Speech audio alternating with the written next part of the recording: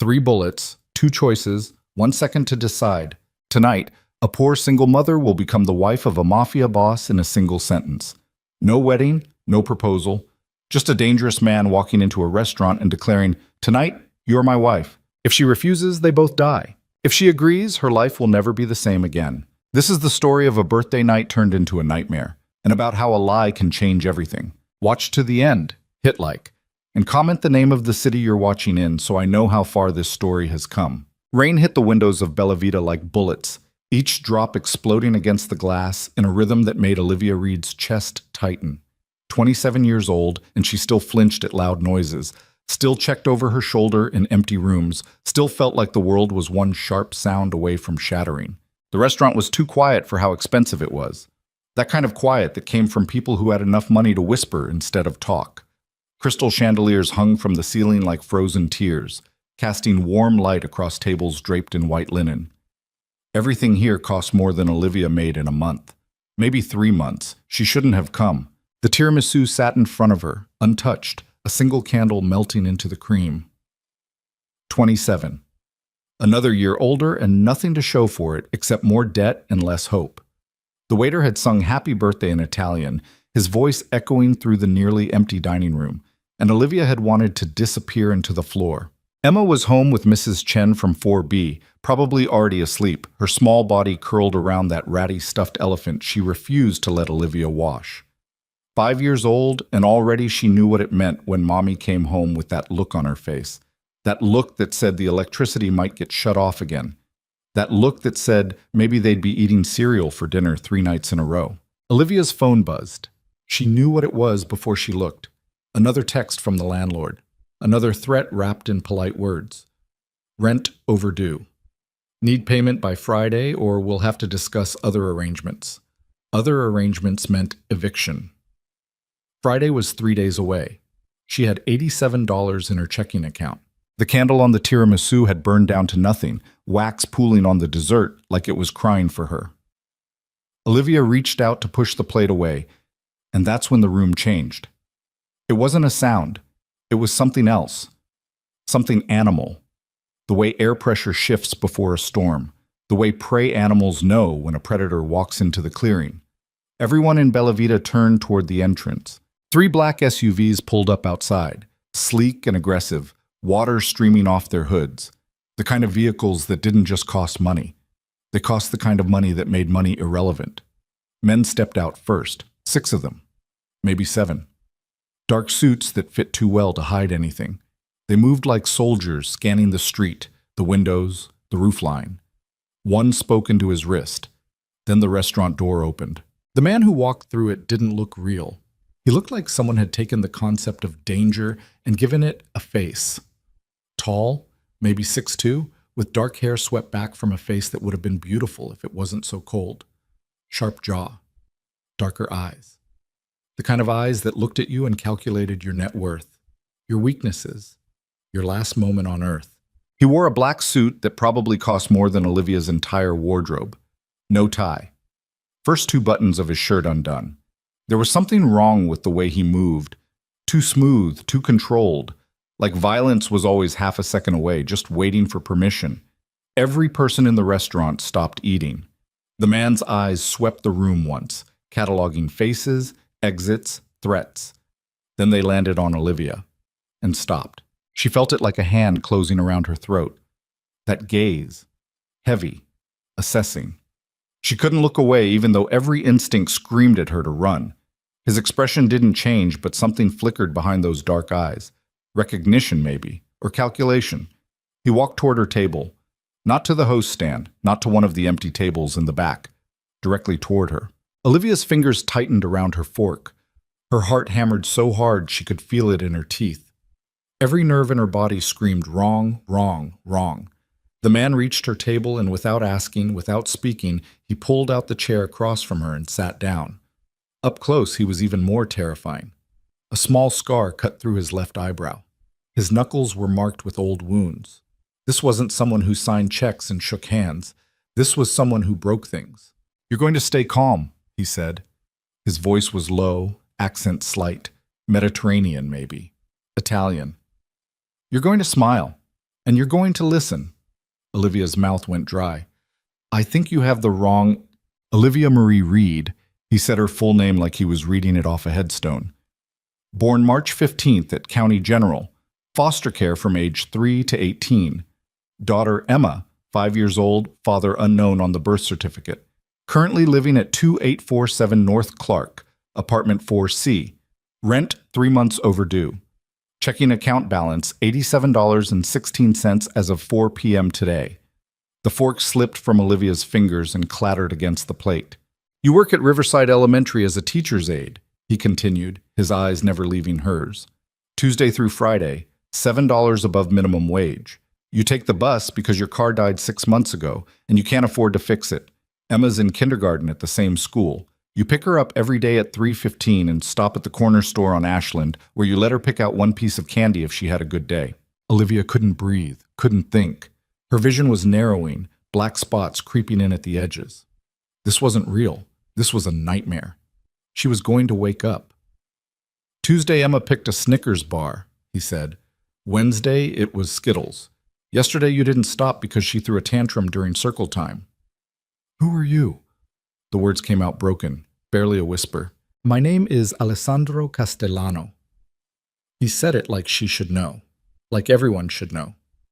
Most people call me Sandro. You're going to call me whatever feels natural because in about 30 seconds, someone is going to walk through that door who believes you are my wife. The world tilted. I don't... Olivia started. I need you to listen carefully. Sandro leaned forward slightly, his voice dropping even lower. In approximately 20 seconds, a man named Franco Rossi is going to enter this restaurant. He's here because he believes I have no weaknesses, no attachments, nothing he can threaten. I've spent 5 years building that reputation. Tonight, you're going to help me destroy it. I don't understand. Franco thinks I'm alone, untouchable.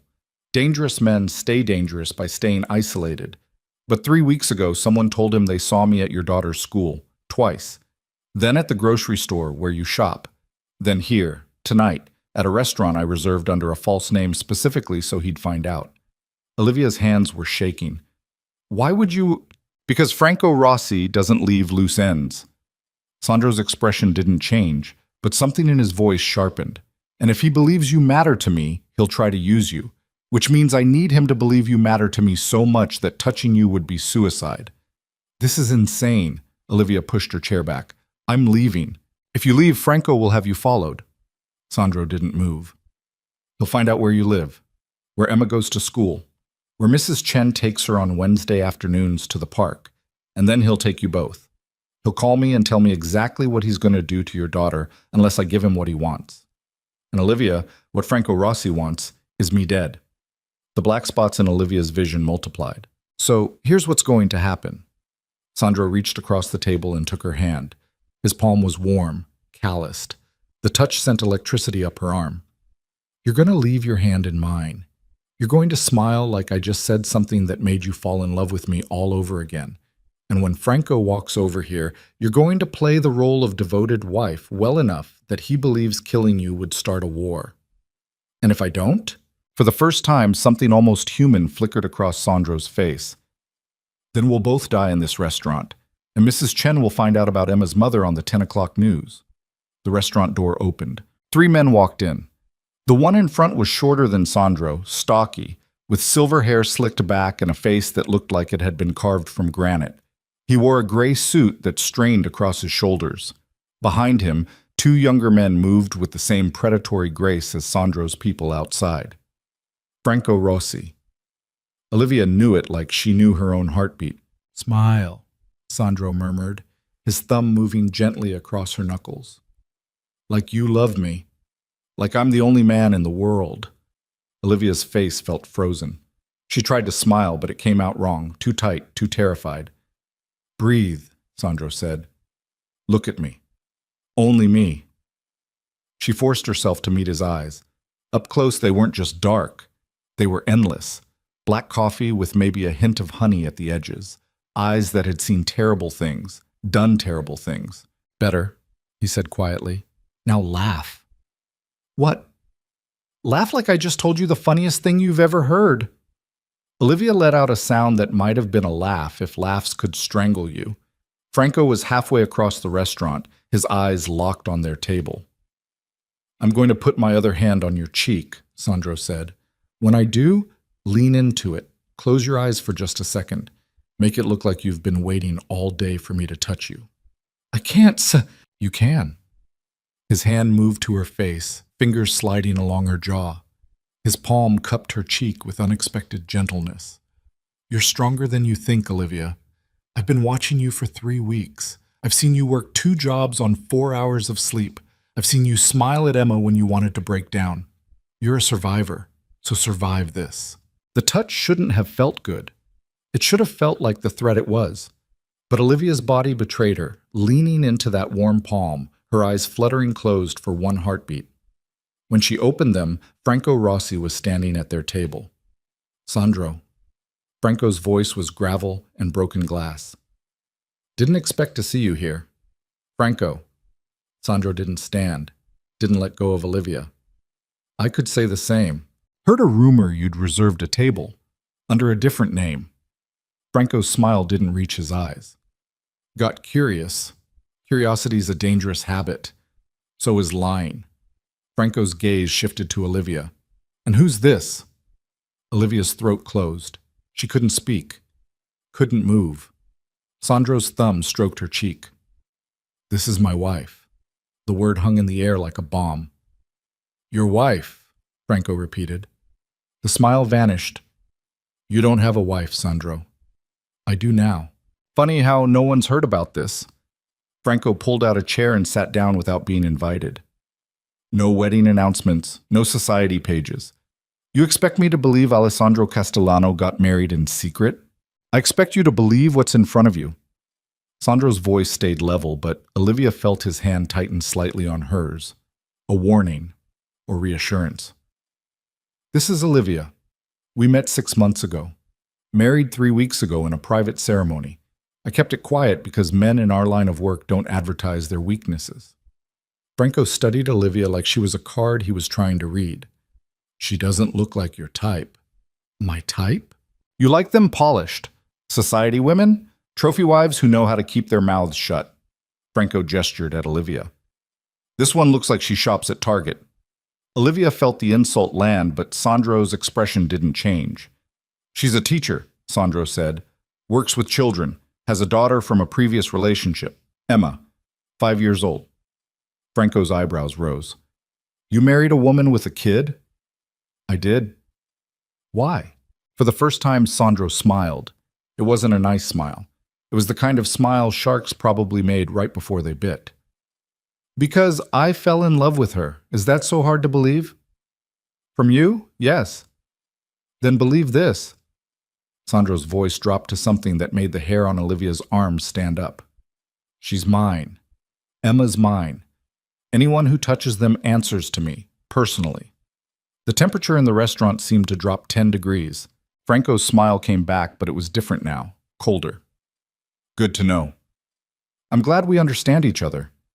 Oh, we do. Franco stood, his chair scraping across the floor. Congratulations on the marriage, Sandro. I hope it lasts. He walked away, his men following like shadows. Olivia watched them leave, watched them get into a black Mercedes outside, watched the car pull away into the rain. She didn't realize she was shaking until Sandro let go of her hand. What the hell was that? Her voice came out too loud, too sharp. What did you just do to me? I kept you alive. By telling a mobster I'm your wife? By making you too dangerous to kill. Sandro pulled his phone out, typed something. Franco won't touch you now, not without risking everything. You're insane. Olivia shoved back from the table, her chair hitting the floor. I'm not your wife. I'm not part of whatever sick game this is. I'm leaving. She made it 3 steps before Sandro's voice stopped her. If you walk out that door, Franco's people will follow you. They'll watch where you go, who you talk to. They'll see you get on the bus alone, go home to an apartment that doesn't match the story I just told, and tomorrow morning, you and Emma will disappear. Olivia turned. You're lying. I'm not. Sandro stood, straightening his jacket. Right now, 3 of Franco's men are sitting in a car across the street. They're waiting to see what you do. If you leave alone, if you take public transportation, if you do anything that suggests I lied, they'll know. And Franco doesn't forgive being made a fool. So what am I supposed to do? Olivia's voice cracked. Just go along with this? Pretend to be married to a criminal? For tonight, yes. Sandro gestured to one of his men by the door. Marco's going to take you home in one of my cars. You're going to pack a bag for you and Emma. Enough for a few days. Then you're coming to my house. Like hell I am. Look at me. Sandro closed the distance between them. I know you're terrified. I know this makes no sense. But I've been tracking Franco Rossi for 3 months. I know how he operates. He's going to verify everything I said tonight. Your apartment, your job, Emma's school. If anything doesn't match, he'll assume I'm using you as a pawn. And pawns are expendable. So you're using me as bait. I'm using you as armor. Sandro's jaw tightened. Franco won't risk coming after me if he believes it'll cost him a war. But that only works if you're believable. If you're real. I'm not an actress. You don't have to be. You just have to survive. He pulled out his wallet, removed a black credit card. Take this. Buy whatever you need. Food, clothes for Emma, anything. I'll have people at your apartment within the hour to get the rest of your things. Olivia stared at the card. What's the limit? There isn't one. She almost laughed. Almost. Why me? Out of everyone in Chicago, why did you pick me for this? Sandro's expression shifted. Something unreadable passed across his face. That's not a conversation for tonight. When is it a conversation? When you're safe. I'll never be safe around you. No, Sandro agreed. But you'll be alive. And right now, that's the best I can offer. Outside, one of the black SUVs pulled up to the restaurant entrance. Marco appeared at Olivia's elbow, young and professional, like this was just another Tuesday night. Mrs. Castellano, he said, the false name burning Olivia's ears. The car's ready. Olivia looked at Sandro, at this stranger who'd just blown her life apart with one sentence. If anything happens to Emma, it won't. The certainty in his voice should have been comforting. Instead, it was terrifying because it meant he'd already considered every angle, every risk, every outcome. I give you my word. The word of a criminal. The word of a man who keeps his promises. Sandro's eyes didn't blink. I'll see you in 2 hours, Olivia. Don't make me come looking for you. It wasn't a threat. It was worse than a threat. It was a certainty. Marco opened the restaurant door, rain blowing in with the cold. Olivia's feet moved without permission, carrying her toward the SUV. The leather interior smelled like money and danger. As Marco pulled away from the curb, she looked back at Bellavita.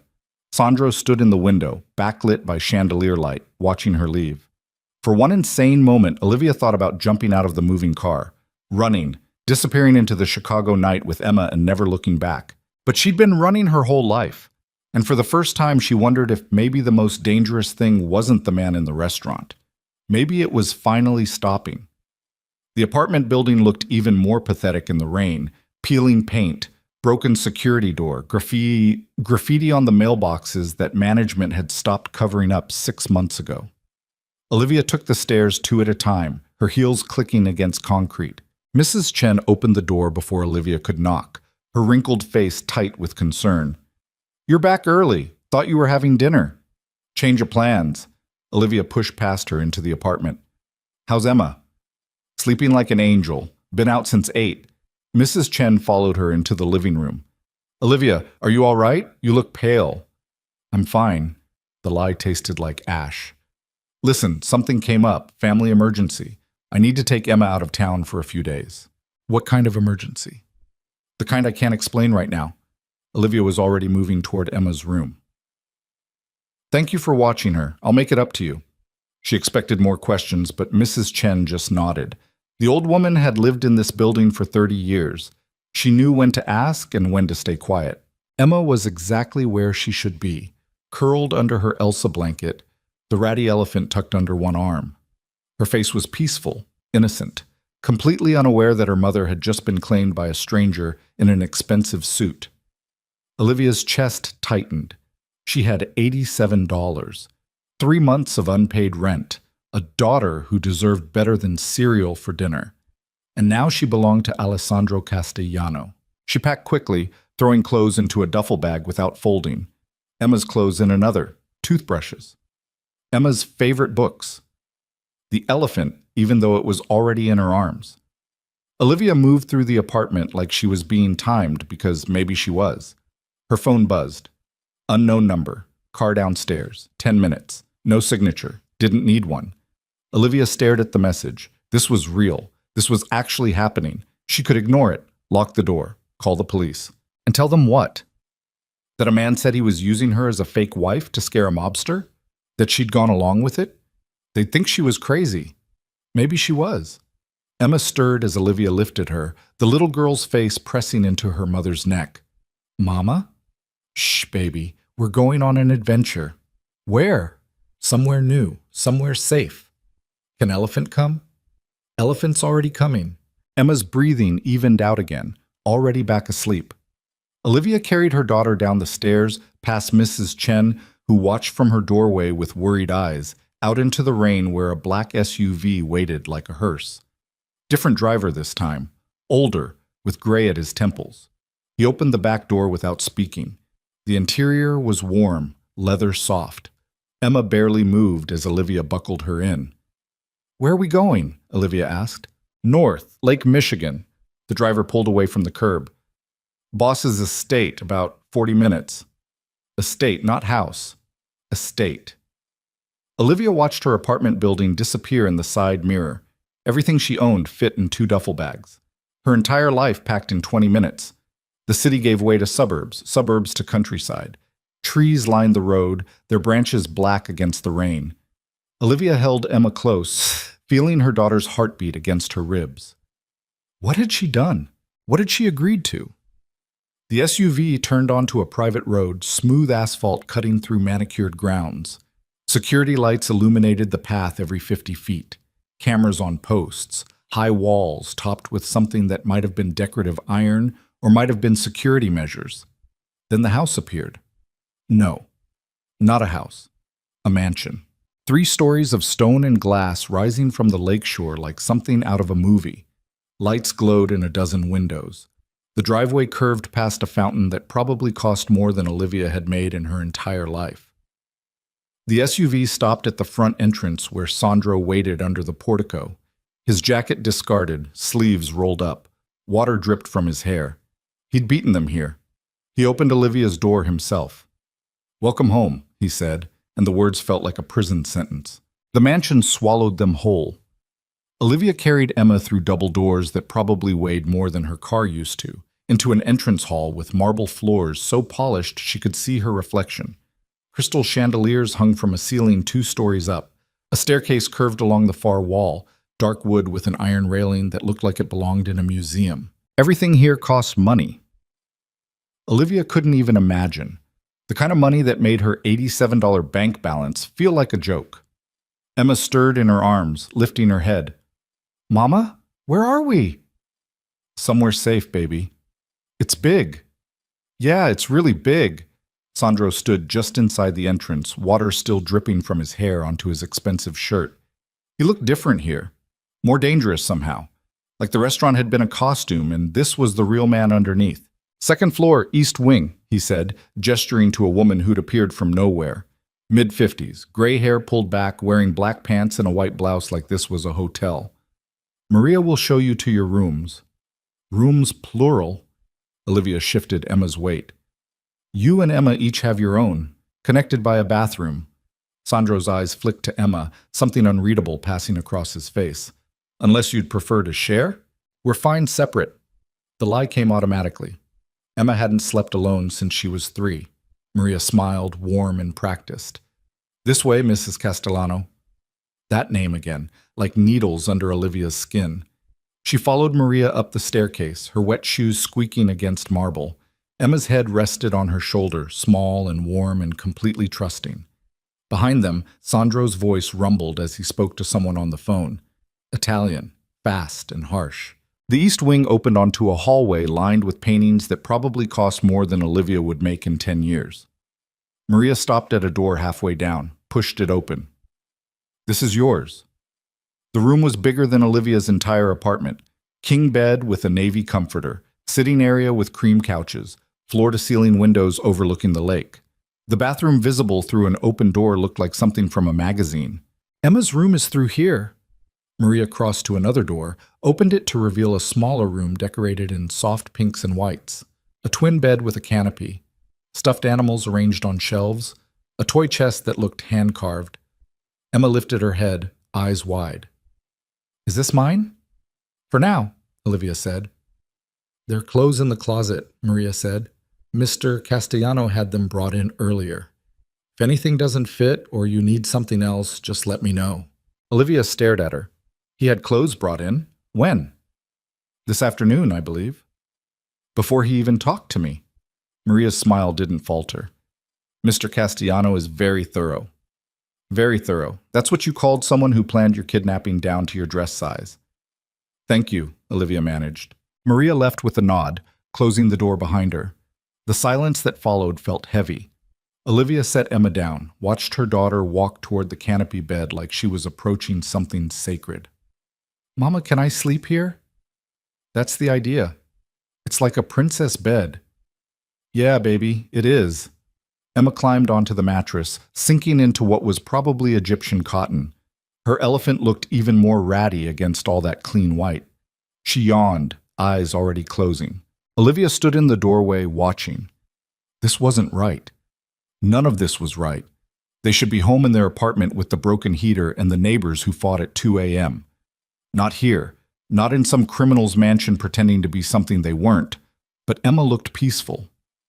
And when was the last time Olivia had been able to say that? She waited until Emma's breathing evened out, then pulled the door mostly closed and walked back to her own room.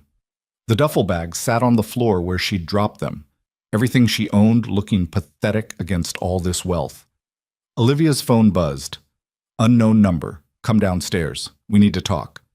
She should ignore it, lock the door, figure out how to get out of this house with Emma while everyone was sleeping. Instead, she found herself walking back down that massive staircase, following the sound of voices to a room off the main hall. Sandro's office. Dark wood, floor-to-ceiling bookshelves, a desk that looked like it had been carved from a single piece of mahogany. 3 men stood around it, all wearing suits despite the late hour. They stopped talking when Olivia appeared in the doorway. Out, Sandro said. The men left without question. The last one closed the door behind him with a soft click. Sandro poured amber liquid from a crystal decanter into 2 glasses. Sit. I'm fine standing. It wasn't a request. Olivia's jaw tightened, but she crossed to one of the leather chairs facing his desk, sat down, took the glass he offered, even though she had no intention of drinking it. Sandro leaned against his desk, studying her. You did well tonight. I did what you forced me to do.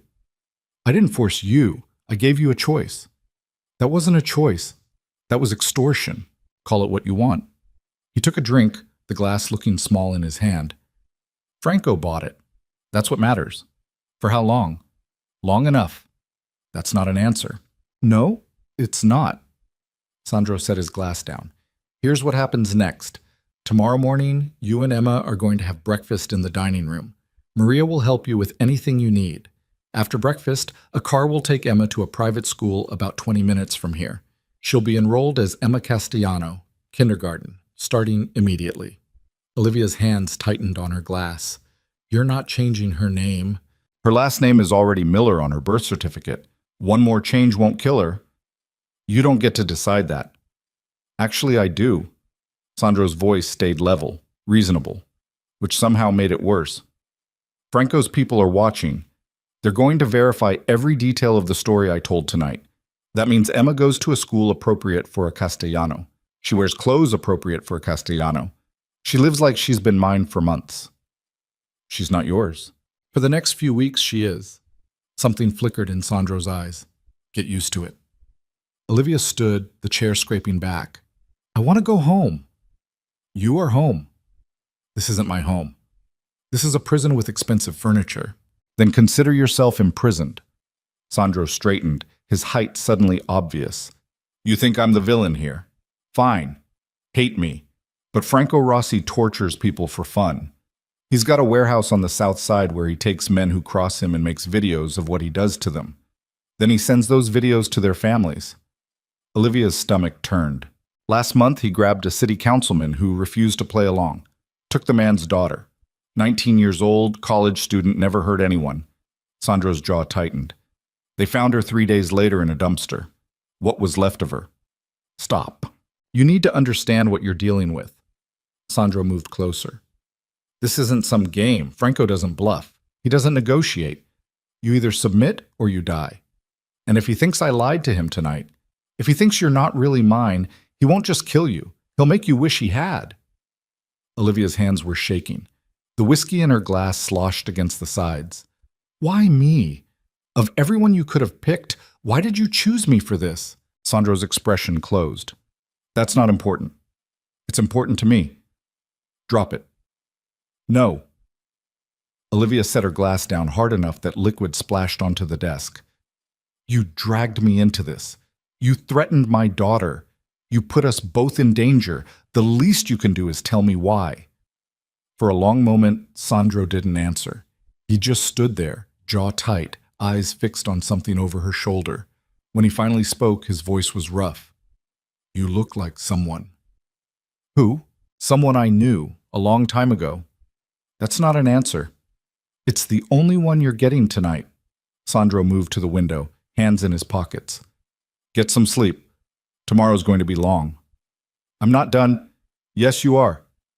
He didn't turn around. Close the door on your way out. Olivia wanted to argue, wanted to scream. Instead, she walked out, slamming the door hard enough that it echoed through the entire first floor.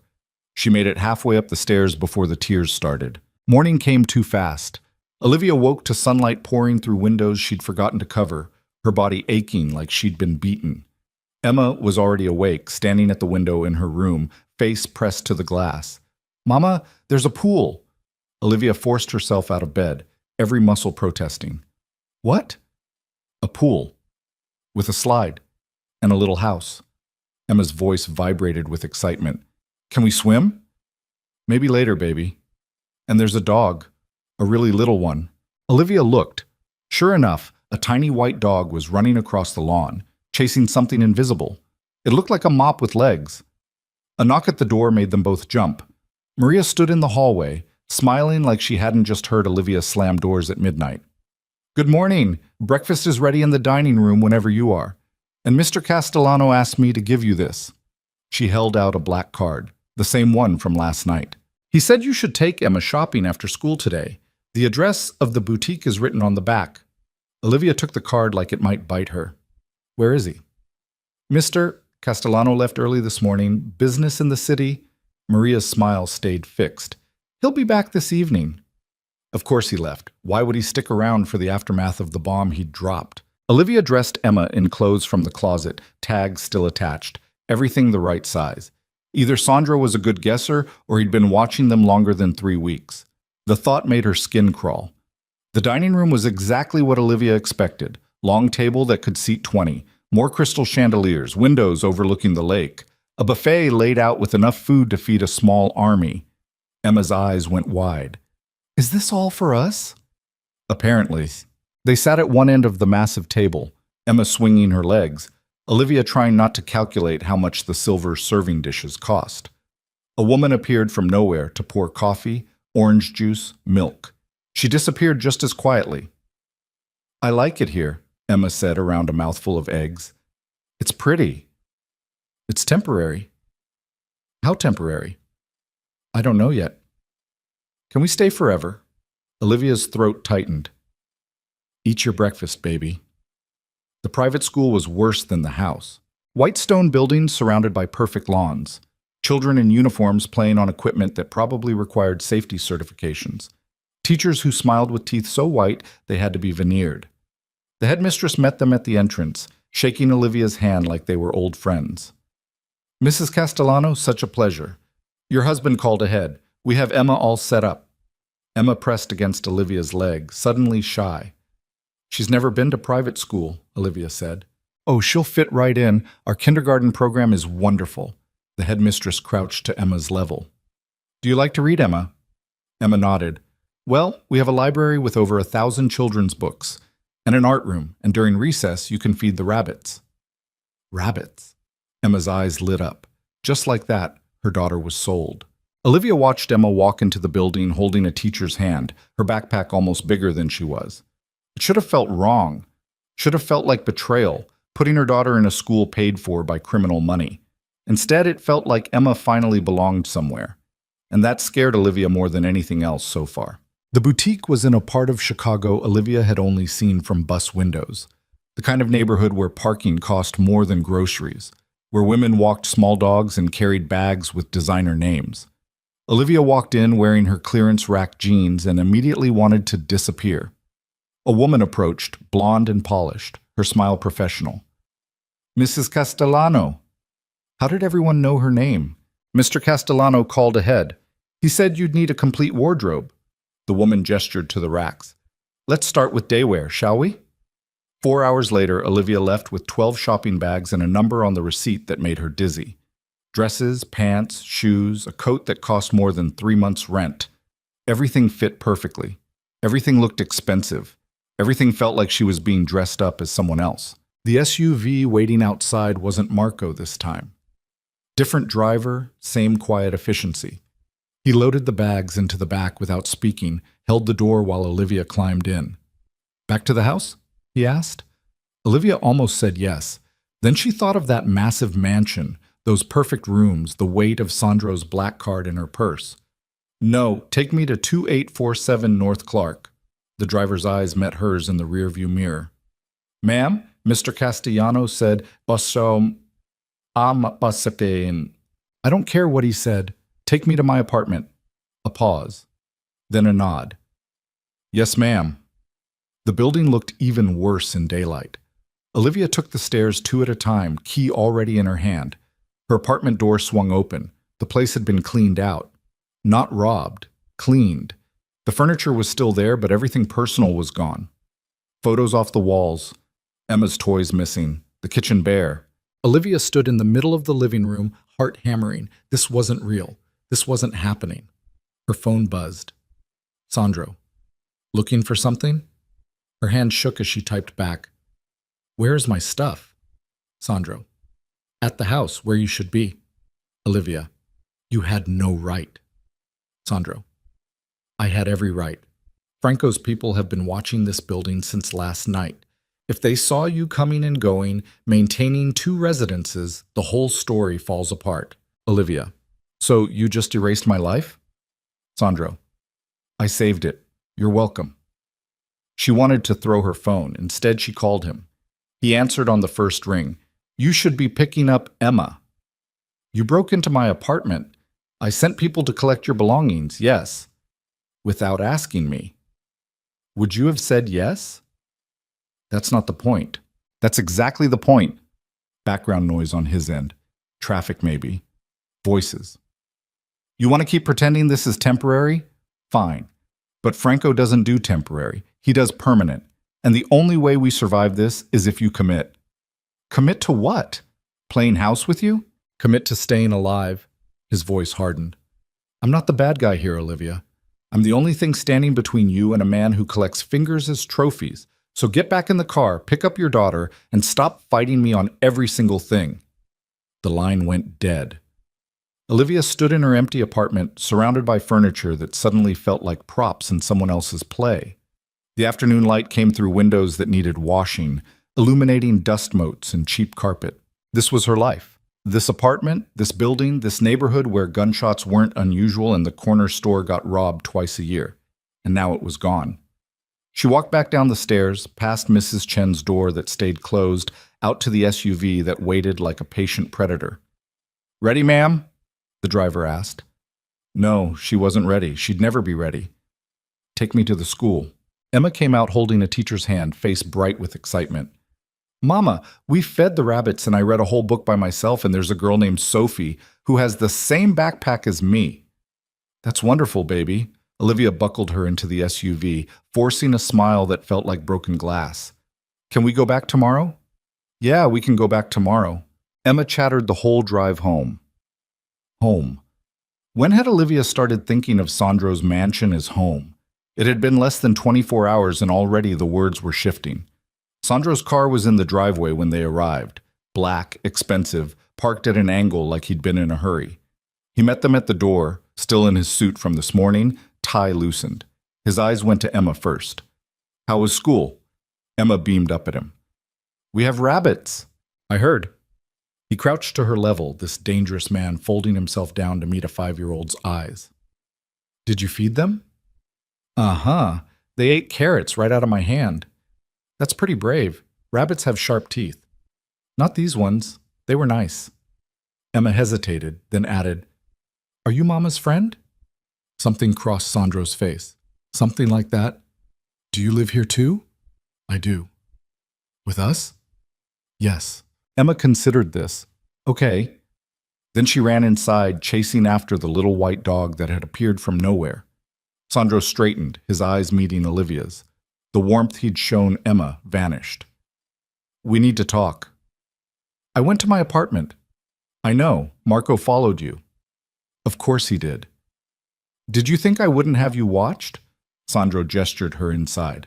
Come on. Not here. She followed him to his office, anger building with every step. He closed the door, moved to the window, hands in his pockets. You can't keep doing this, Olivia said. Doing what? Making decisions for me, moving my stuff, enrolling my daughter in school, buying us clothes. I'm not some doll you can dress up and move around. You're right. He turned to face her. You're something much more valuable. What's that supposed to mean? Sandro pulled something from his desk drawer, a photograph. He held it out. Olivia took it, her hands trembling. The woman in the photo could have been her sister. Same dark hair, same sharp cheekbones, same mouth. The resemblance was so strong it made Olivia's skin crawl. Who is this? Her name was Sophia. Sandro's voice went flat, empty. My wife. She died 6 years ago. The photograph slipped from Olivia's fingers. Car accident, Sandro continued. Hit and run. They never found who did it. He picked up the photo, stared at it. She was pregnant, 7 months. We were going to name the baby Julia. Olivia couldn't breathe, couldn't think. I've spent 6 years trying to forget her face. Sandro set the photo down carefully. Then 3 weeks ago, I was at Riverside Elementary picking up my nephew from a school event, and I saw you, standing in the parking lot. For a second I thought, he stopped, started again. You're not her, I know that. But Franco doesn't know she existed. He thinks I've been alone all this time. Untouchable. So you picked me because I look like your dead wife. I picked you because you were perfect for what I needed. The resemblance just made it easier to sell. Olivia's vision blurred. That's sick. That's survival. No, that's you using me to play out some twisted fantasy. It's not a fantasy. Sandro's voice rose for the first time. It's a strategy. Franco believes you matter to me. That belief keeps you alive. Would you rather I picked someone who meant nothing, someone I could watch him kill without blinking? I'd rather you left me alone. Too late for that. Olivia grabbed the photo, stared at the woman who'd died in her place 6 years too early. Sophia looked happy in the picture. Young. In love. She had no idea what was coming, just like Olivia. Did you love her? Yes. Do you still? Sandro met her eyes. Every day. The honesty shouldn't have hurt. It did anyway. I'm not her, Olivia said. I know. I'll never be her. I don't want you to be. Then what do you want from me? Sandro moved closer, not touching, but near enough that Olivia could see the exhaustion in his face, the lines around his eyes, the shadow of stubble on his jaw. He looked human suddenly. Breakable. I want you to survive this, he said quietly. I want Emma to grow up. I want Franco Rossi dead and buried where he can't hurt anyone else. And I want you to understand that I'm not the monster you think I am. You threatened my daughter. I protected your daughter. There's a difference. Not from where I'm standing. Then change where you're standing. He reached past her, pulled open a drawer, removed a thick folder. This is Franco Rossi. Every crime we can prove, every murder, every disappearance, every business he's destroyed. 300 pages of misery, and that's just what we know about. Olivia didn't touch the folder. He's coming for me, Sandro said. Has been for months. I've got resources, people, money. I can fight him. But the moment he thinks he's found a weakness, he'll exploit it. You and Emma are that weakness now, not because I want you to be, because that's the story we sold him. So fix it. Tell him you lied. Then he kills us both for making him look stupid, and he takes Emma anyway, just to make a point. Olivia's legs gave out. She sat down hard in the leather chair, head in her hands. This is insane. Yeah, it is. Sandro crouched in front of her, not touching but close. But we're in it now, both of us.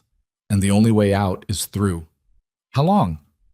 I don't know. Weeks. Maybe months. I can't do this for months. You'll do it for as long as it takes. His voice softened. Listen to me. I know you're scared. I know this isn't what you wanted. But I'm good at this. I've been playing these games my whole life. And I swear to you, on everything I am, I will keep you and Emma safe. Olivia looked up, vision blurred with tears she refused to shed. On everything you are? You're a criminal. Yeah, I am, but I keep my promises. A knock at the door broke the moment. Marco stuck his head in, face tight. Boss, we've got movement. Sandro stood, his entire body shifting back to that cold control. Where? South side. Franco's people are hitting our warehouse on Canal. Casualties? 3 wounded, nobody dead yet. Sandro's jaw tightened. Get everyone out. Burn it if you have to. Marco disappeared. Sandro moved to his desk, pulled open another drawer. A gun appeared in his hand, matte black and lethal. Olivia's heart stopped. Stay in the house, Sandro said, checking the weapon with practiced efficiency. Don't go outside. Don't answer the door. Marco's staying here with 4 men. Where are you going? To remind Franco why he should have left me alone. He walked past her, that gun tucked into his waistband like it belonged there. At the door he paused. Lock Emma's door from the outside. If anything happens, anything at all, there's a panic room behind the bookshelf in your bedroom. 3rd shelf, red book. Pull it, and the whole thing swings open. Then he was gone. Olivia sat in his office, surrounded by expensive wood and leather, staring at the folder of horrors he'd left on the desk. Outside, engines roared, cars peeling away, men shouting orders. Emma appeared in the doorway, the little white dog in her arms. Mama? What's happening? Nothing, baby? Olivia stood, forcing her legs to work. Come on, let's go read a story. She took Emma upstairs, locked them both in Emma's room, and sat on that princess bed while her daughter fell asleep against her shoulder. Through the window, Chicago glittered in the distance. Somewhere out there, Sandro was doing things that would probably give Olivia nightmares. And she was trapped in his mansion, pretending to be his wife, waiting for him to come back. If he came back. 3 hours passed like 3 years. Olivia sat in Emma's room, watching her daughter sleep, jumping at every sound. The house was too quiet, too still. Marco checked on them twice, his face unreadable. Any word? Olivia asked the second time. Not yet, ma'am. Is he? Mr. Castellano knows what he's doing. That wasn't an answer. Olivia's phone buzzed. Unknown number. She almost didn't answer. Then she thought maybe it was Sandro. Maybe something had happened. Hello? Olivia Reed. The voice was gravel over broken glass. Franco Rossi. Enjoying your new house? Her blood turned to ice. How did you get this number? I get every number? Franco's laugh was ugly. Nice place Sandro's got. Big. Isolated. Easy to make people disappear out there. What do you want? Just checking in on my friend's new wife, making sure you're real. I'm real. Are you? A pause. Funny thing. I've been asking around. Nobody seems to remember Sandro having a girlfriend. Nobody saw him at any society events with a pretty little thing on his arm. Nobody's heard anything about a wedding. Olivia's hands shook. It was private. Everything with Sandro is private. That's what makes him smart. Another pause. Or maybe it's what makes him a liar. I don't know what you want me to say. I want you to tell me the truth. Are you really his wife? Or are you just some waitress he grabbed off the street to make me think he's got something to lose? I'm his wife. Prove it. How? Come have coffee with me. Tomorrow. Just you and me. We'll talk. Woman to woman. No. No? Franco's voice hardened. That's not very friendly. Sandro wouldn't want. I don't care what Sandro wants. I care what I want. and I want to look you in the eye and see if you're lying. A beat. Unless you'd rather I verify things another way, maybe by visiting that pretty little girl's school. What was her name? Emma? Olivia's vision tunneled. Don't you dare! Tomorrow, 2 p.m., the cafe on Randolph, corner of State. Come alone.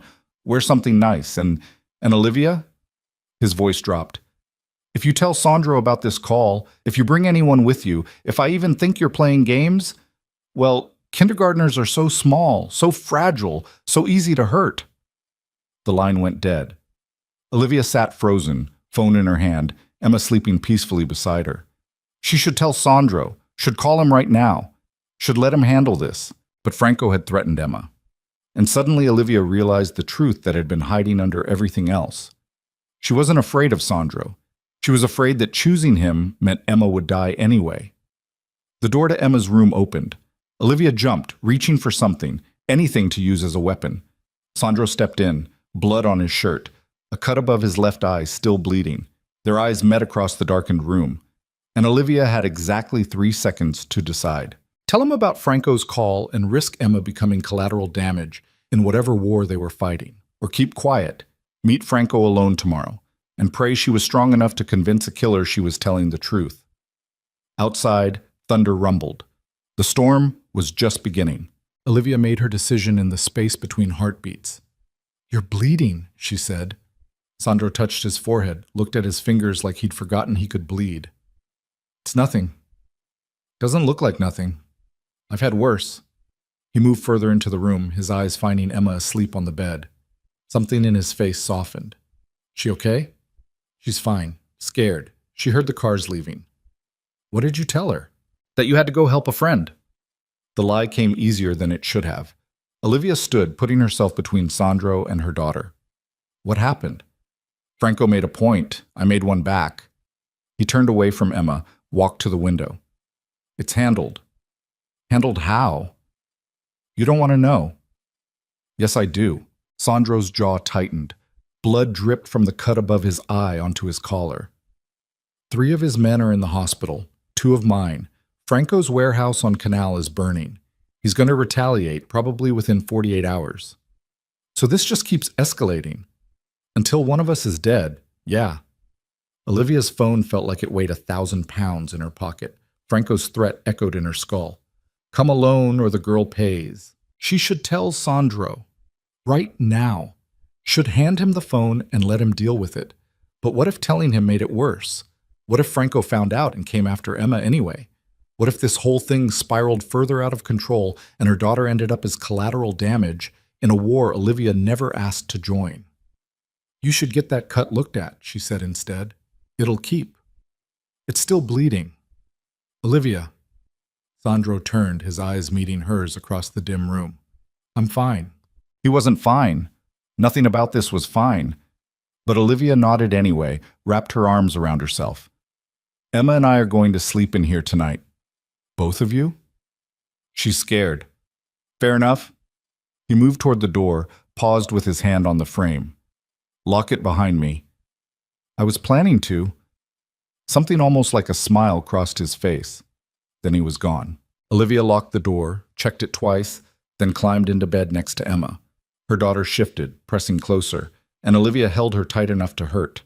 Tomorrow, at 2 p.m., she would meet Franco Rossi alone, and she had no idea if she'd survive it. Morning came wrapped in fog. Olivia woke to Emma's face inches from hers, small hands patting her cheeks. Mama, I'm hungry. Okay, baby. Every muscle in Olivia's body ached like she'd been running all night. Maybe she had been, in her dreams. Let's get breakfast. The house felt different in daylight, quieter somehow despite the activity. Men in suits moved through hallways, talking in low voices. Marco stood at the bottom of the stairs, phone pressed to his ear, looking exhausted. Maria appeared with that same professional smile. Good morning. Breakfast is ready. The dining room table was set for 3. Olivia's stomach dropped. 3? Mr. Castellano wanted to eat with you and Emma this morning. Maria poured orange juice into crystal glasses. He'll be down in a moment. This was wrong. Everything about this felt like a trap tightening. But Emma was already climbing into a chair, reaching for the French toast, and Olivia couldn't figure out how to say no without raising questions. Sandro appeared 5 minutes later, showered and dressed in a fresh suit. The cut above his eye had been cleaned, closed with butterfly bandages. He looked almost normal, except for the shadows under his eyes that suggested he hadn't slept at all. "Morning," he said, sitting across from them. Emma beamed at him. "You got hurt." "Just a scratch." "Mama says scratches need Band-Aids." "Your mama's very smart." Sandro's eyes flicked to Olivia. "Sleep okay?" "Fine." Another lie. They were piling up. "Good." He accepted coffee from Maria, took a drink. "I need to go back into the city today. More meetings. I'll be gone most of the afternoon." Olivia's heart rate spiked. That gave her an opening. "What time?" "Leaving around noon. Won't be back until evening." His gaze sharpened. "Why?" "Just curious." She forced herself to eat eggs that tasted like cardboard. "Emma has school." "Marco will take her." "I want to take her." "Not today." "Why not?" "Because I said so." Sandro's voice stayed level, but steel ran underneath. "Marco takes her. You stay here." Emma looked between them, fork frozen halfway to her mouth. The tension was thick enough to choke on. "Actually," Olivia said carefully, "I need to go into the city too. I have some errands." "What errands?" "Personal ones." "Be specific." "I need to pick up some things from my old apartment, things your people missed." It was a good lie. Believable. But Sandro's eyes narrowed. "Make a list. Someone will get them." "I'd rather do it myself." "That's not how this works." "How what works?" Olivia set her fork down. "My imprisonment?" "Your protection." "Sounds the same from here." Sandro's jaw tightened. He glanced at Emma, who was watching them with worried eyes, then back to Olivia. "We'll discuss this later." "There's nothing to discuss. I'm going into the city today." "No, you're not. You can't stop me." "Yes, I can." He stood, tossed his napkin on the table. "Emma, finish your breakfast. Your mom and I need to talk." He walked out. Olivia had no choice but to follow, anger and fear twisting together in her chest. She caught up with him in the hallway outside his office. "You don't own me," she hissed. "I'm trying to keep you alive." "By keeping me prisoner?" "By keeping you away from Franco's people who are watching this house right now." Sandro pulled her into his office, closed the door. "You think I'm being controlling? Fine. But there are 3 cars parked within a mile of this property. 2 on the main road, 1 in the woods to the east. All of them are Franco's. They're documenting everyone who comes and goes." Olivia's blood ran cold. "You're lying." "I'm not." He pulled out his phone, swiped through photos. Security footage. Grainy images of cars, license plates, men with cameras. "This is what we're dealing with. This is why you can't just go into the city for errands." The photos proved nothing about Franco's call. Maybe even made it worse. If his people were already watching, if they saw her leave alone, if they followed her. "I still need to go," Olivia said. "Why?" Sandro moved closer. "What's so important that you're willing to risk being followed?" "I told you. Personal items." "Bullshit." His eyes searched her face. "What's going on?" "Nothing." "You're a terrible liar." "I'm not lying." "Olivia." He said her name like a warning. "Whatever you're planning, don't." Her throat tightened. For one insane second, she almost told him everything. Almost pulled out her phone and showed him Franco's call. Almost let him handle it. Then she thought of Emma. 5 years old, innocent, sleeping peacefully in a princess bed while killers circled the house. "I'm not planning anything," she said. "I just need some space. From you, from this house, from all of it." Sandro stared at her for a long moment. Then he nodded, slow and deliberate. "Fine. You want space? Take it. But you're taking Marco and 2 other men with you. That defeats the purpose. That's the deal. Take it or stay here." Olivia wanted to scream. Instead, she forced out, "Fine." "Good." Sandro moved to his desk, started shuffling papers like the conversation was over. "Be back by 5. Emma gets anxious if you're gone too long." Olivia turned to leave. "And Olivia?" His voice stopped her at the door. If you're lying to me, if you're meeting someone or doing something stupid, I will find out. And it won't be pretty. She walked out without answering. The morning crawled by like broken glass. Olivia played with Emma, read her stories, tried to act normal while her mind raced through every possible scenario. Franco wanted to meet at 2. Sandro was leaving at noon. That gave her a 2-hour window. She could lose Marco. Maybe. If she was smart about it. If she was lucky. Or she could get everyone killed. At 11:30, Sandro left. Olivia watched from the window as his car pulled away, flanked by 2 SUVs. Part of her wanted to run after him, to stop him, to tell him everything. The other part remembered Franco's voice. Kindergartners are so fragile. At noon, she told Maria she was ready to go into the city.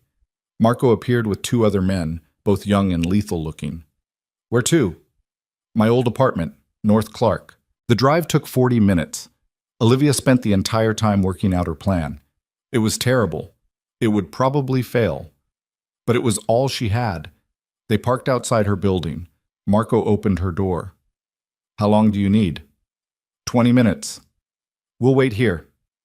Olivia climbed the stairs to her apartment, unlocked the door to that empty space. She stood there for exactly 90 seconds, long enough to be believable, then pulled out her phone. She'd researched the cafe on Randolph earlier. It was 12 blocks away, too far to walk in the time she had. But there was a bus stop 3 blocks south. If she could get to the bus stop without Marco noticing, she might make it. The bathroom window opened onto the fire escape. Olivia climbed through, her heart trying to punch through her ribs. The metal stairs were rusted, creaking under her weight. She took them as fast as she dared, dropped the last 6 feet to the alley below. Her ankle screamed. She ignored it, ran. 3 blocks had never felt so long. Every person she passed looked like a threat. Every car could be Franco's. Every shadow hid a gun. The bus came at 1:40. Olivia climbed on, sat in the back, watched the city blur past. Her phone buzzed. Marco. Where are you? She turned it off. The cafe on Randolph was exactly what Olivia expected. Upscale. Glass walls. People who looked like they'd never worried about rent in their lives. She walked in at 1:58. Her clothes wrong, her hair wrong. Everything about her screaming that she didn't belong. Franco sat at a corner table, coffee in front of him. 2 men flanked the entrance. Another stood by the bathroom, all of them watching. Franco smiled when he saw her. Olivia, right on time. She crossed to his table on legs that barely worked. Sat down. I'm here. You are. He gestured to the empty seat. Coffee? No. Not a coffee person? Tea then. Maria, bring the lady some tea. A waitress appeared, disappeared. The whole cafe felt staged. Wrong. Franco studied her like she was a specimen. You came alone. You told me to. I did. I wasn't sure you would. He leaned back. That took guts, or stupidity. Haven't decided which yet. What do you want? Same thing I wanted yesterday. The truth. He sipped his coffee. Are you really Sandro's wife? Yes. How'd you meet? At a school event, 6 months ago. What kind of event? Career day. He was there with his nephew. Sandro doesn't have a nephew. Olivia's stomach dropped. Yes, he does. Carlo. His sister's son. His sister's been dead for 3 years, killed in a car bombing. Franco's smile widened. Try again. The walls were closing in. I meant his cousin's son. Better, but still wrong. Franco set his cup down. You're a good liar. I'll give you that. Better than most. But you've got tells. What tells? Your left hand. When you lie, you touch your ring finger, like you're checking for something that's not there. He gestured. See? You just did it again. Olivia forced her hands into her lap. I'm not lying. Sure you are. Question is why. Franco leaned forward. Did Sandro pay you? Threaten you? What's he got on you that made you willing to play this game? Nothing. I love him. You love him. Franco's laugh was ugly. You don't even know him. Alessandro Castellano isn't someone you love. He's someone you survive. You're wrong. Am I? Franco pulled out his phone, slid it across the table. This was taken yesterday. Your apartment building. That's you walking out with 3 of Sandro's men. But here's what's interesting. He swiped to another photo. Emma, coming out of her school, holding a teacher's hand. Olivia's vision tunneled. Pretty little girl, Franco said. Looks just like you. Same eyes, same smile. He swiped again. Another photo. Emma climbing into the SUV. I did some checking. Birth certificate lists the father as unknown.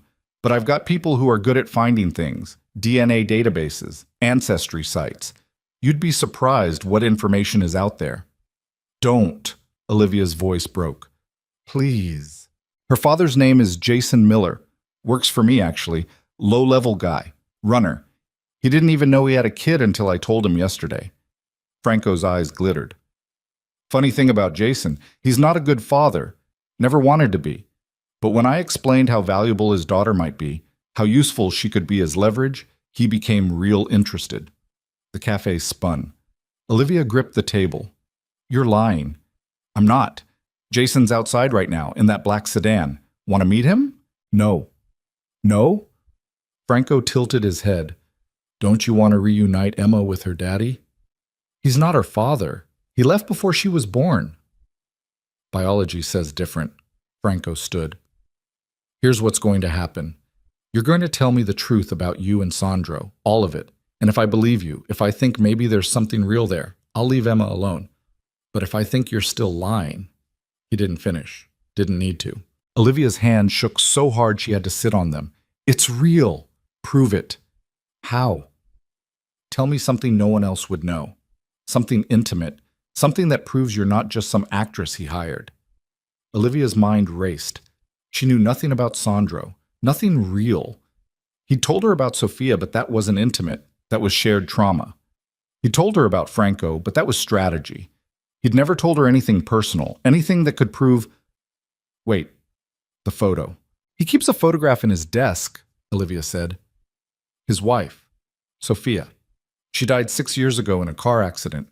She was pregnant. Franco's expression didn't change. Everyone knows about Sophia.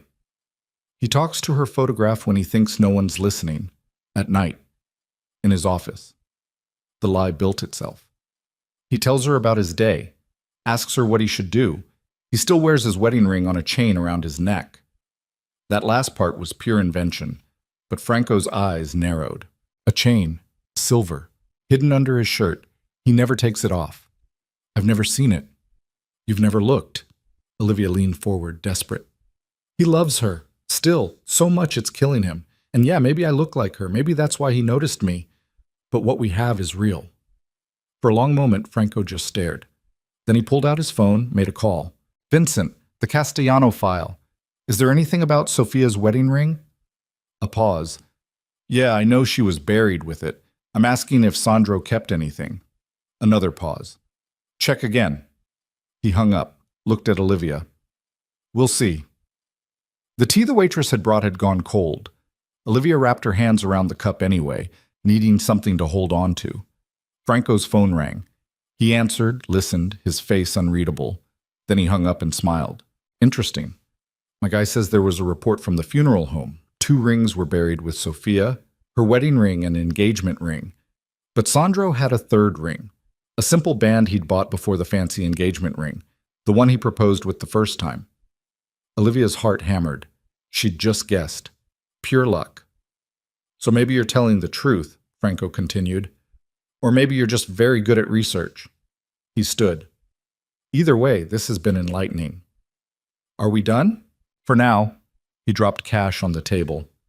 But Olivia, if I find out you lied to me, if I find out Sandro's playing games, Emma's going to have a very unpleasant reunion with her biological father. And I promise you, Jason Miller is not Father of the Year material. He walked out. Olivia sat frozen, her entire body trembling. She'd passed. Maybe.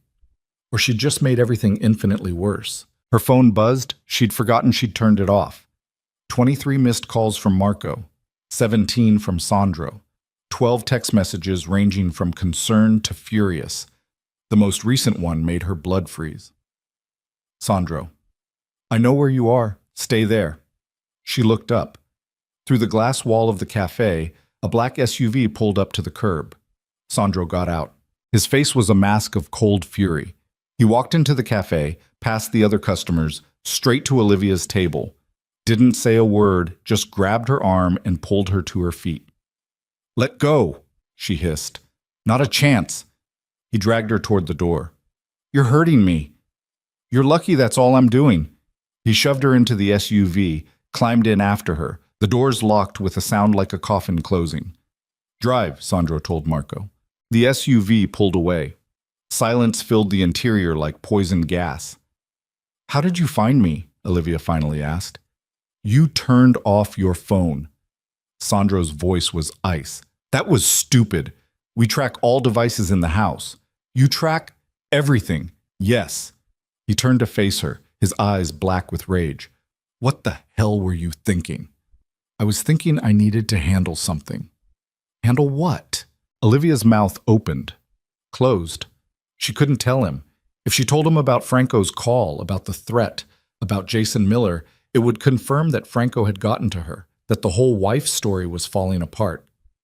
"Nothing," she said. "I needed space." "Space?" Sandro laughed, bitter and sharp. "You climbed out a bathroom window and ran away to get space. How did you—" "Marco checked the apartment when you didn't come back down.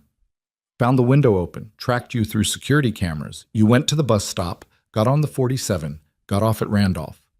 His jaw tightened. "Do you have any idea how many of Franco's people are on that street? How many of them saw you walk into that cafe?" "I was careful." "You were reckless." He leaned closer. "Who were you meeting?" "No one." "You're lying." "I'm not." "Olivia." He grabbed her chin, forced her to look at him. "I know Franco called you. His phone records show a call to your number last night at 9:47 p.m. I know he threatened you. I know he told you to meet him, and I know you were stupid enough to do it." The air left Olivia's lungs.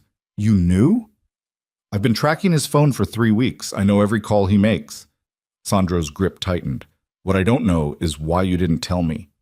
"Because he threatened Emma. So did I. You didn't seem to have trouble running from that threat." "That's different." "How?" "Because you're—" Olivia stopped, swallowed. "You're trying to protect us. Franco just wants to hurt us." "You think I can't hurt you?" Sandro's voice dropped to something dangerous. "You think I'm safe?" "I think you're the lesser evil." "There's no such thing as lesser evil. There's just evil with better PR." He let go of her, turned away. "What did you tell him?" "The truth." "Which is?" "That we're married, that it's real, that you love me." The lies tasted like ash. "I sold it. He believed me." "He didn't believe shit." Sandro pulled out his phone, played a recording. Franco's voice filled the SUV. "Vincent, put a tail on the kid. I want to know everywhere she goes, everyone she talks to, and find Jason Miller. Tell him it's time to meet his daughter." Olivia's vision blurred. "No." "He doesn't believe you," Sandro said. He thinks you're lying, which means he's going to use Emma to prove it. "We have to get her." "Already done. I pulled her out of school an hour ago. She's at the house with 8 men guarding her." "That's not enough." "It's all we have." Sandro's phone rang. He answered, listened, his face going pale. "When?" A pause. "How many?" Another pause. "Get everyone back to the house. Now." He hung up. "What?" Olivia asked. "Jason Miller just tried to grab Emma from school. Before I pulled her out." Sandro's hands clenched into fists. "One of our guys stopped him, but Franco's escalating. He's not waiting to verify anything. He's moving now." The SUV accelerated. Buildings blurred past. Olivia's heart hammered so hard she thought it might crack her ribs. "What do we do?" "We go to war." Sandro pulled a gun from under his seat, checked it. "Franco wants proof you're mine. I'll give him proof." "How?" He looked at her, something dark and final in his eyes. "We get married, for real, tonight, with witnesses, documentation, everything legal and binding." "That's insane." "That's survival." The SUV skidded around a corner. "Franco thinks you're a prop, a lie. But if you're legally married to me, if your name is on documents, if Emma is legally adopted by me, then touching her means going to war with the entire Castellano family. Not just me, all of us. And if I say no, then Emma dies, probably within 48 hours. Sandro's voice was flat, matter of fact.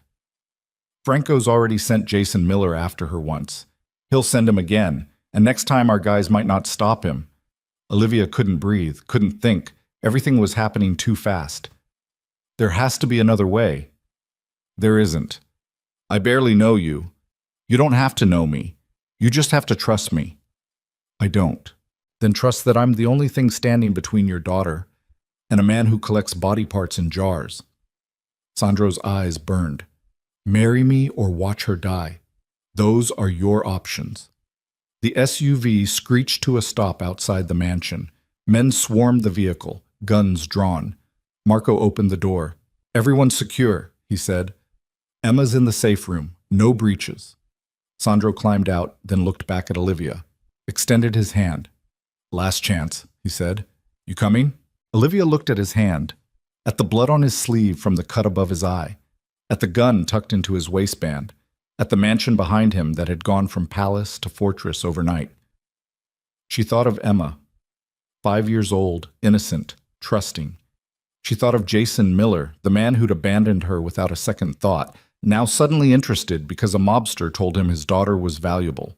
She thought of Franco Rossi and his warehouse of horrors. And she thought of Sandro, who dragged her into this nightmare but also stood between her and everything worse. Olivia took his hand. Okay, she said. Let's get married. Sandro pulled her out of the SUV, into the chaos of armed men and barked orders. They walked into the mansion together, his hand tight around hers. How long do we have? She asked. For what? Until Franco realizes what we're doing. Sandro's jaw tightened. A few hours, maybe less. That's not enough time. It'll have to be. They reached his office. He pulled her inside, closed the door. The sudden silence was deafening.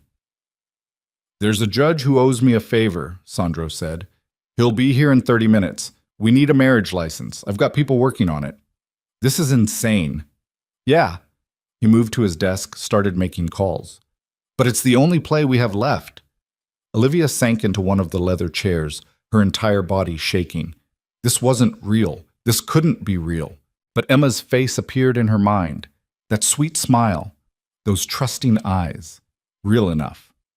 20 minutes later, Maria appeared with a dress. White silk, simple and elegant. For the ceremony, Olivia took it numbly. Changed in Sandro's private bathroom while he made more calls. The dress fit perfectly. Of course it did. He'd probably known her size since the first day he'd stalked her. When she walked back out, Sandro was in a fresh suit. Black. Expensive. He looked like he was going to a funeral. You look, he started. Don't. He nodded, checked his watch. Judge should be here in 5 minutes. What about Emma? She stays in the safe room until this is over. She doesn't even know what's happening. Better that way. A knock at the door. Marco. Judge is here, and boss, we've got movement on the perimeter. 3 cars, Franco's people. Sandro's expression went cold. How many? At least 6, maybe more. Can we hold them? For now, but if they rush us, they won't. Not yet. Sandro looked at Olivia. Ready? No, she wasn't ready. She'd never be ready. Yeah, she lied. They walked to the living room where a man in his 60s waited, looking nervous and official. 2 witnesses stood nearby, men in suits who Olivia had never seen before. Let's make this quick, the judge said. The ceremony took 3 minutes. Sandro's hand was warm and steady in hers. The words sounded foreign. Olivia heard herself say, I do, but it felt like someone else's voice. Then it was done. You may kiss the bride, the judge said. Sandro leaned in. His lips brushed hers, barely a touch. It should have meant nothing. Instead, it felt like sealing a contract in blood. Congratulations, the judge said, handing over documents. You're legally married. Legally married to a man she barely knew. A criminal. A killer. The husband she'd just promised to love and honor. Gunfire erupted outside. Glass shattered somewhere in the house. Men shouted. More shots. The sound of an engine revving. Sandro pushed Olivia behind him, gun already in his hand. Get her to the safe room. Marco grabbed Olivia's arm. No, she said. Emma is already there. Move. He dragged her through the mansion, up the stairs, into her bedroom. The bookshelf swung open. Behind it, a small room with concrete walls. Emma sat on a cot, clutching her elephant, eyes wide with terror. Mama! Olivia rushed to her, pulled her close. I'm here, baby. I'm here. Marco stepped in after them. The bookshelf swung closed. The lock engaged with a heavy click. And outside, the war began. The safe room smelled like concrete and fear. Olivia held Emma against her chest, feeling her daughter's heart hammer through thin ribs. The little girl's face was buried in her mother's neck, small hands fisted in the white silk wedding dress that Olivia had forgotten she was still wearing. Outside the concrete walls, gunfire cracked like fireworks.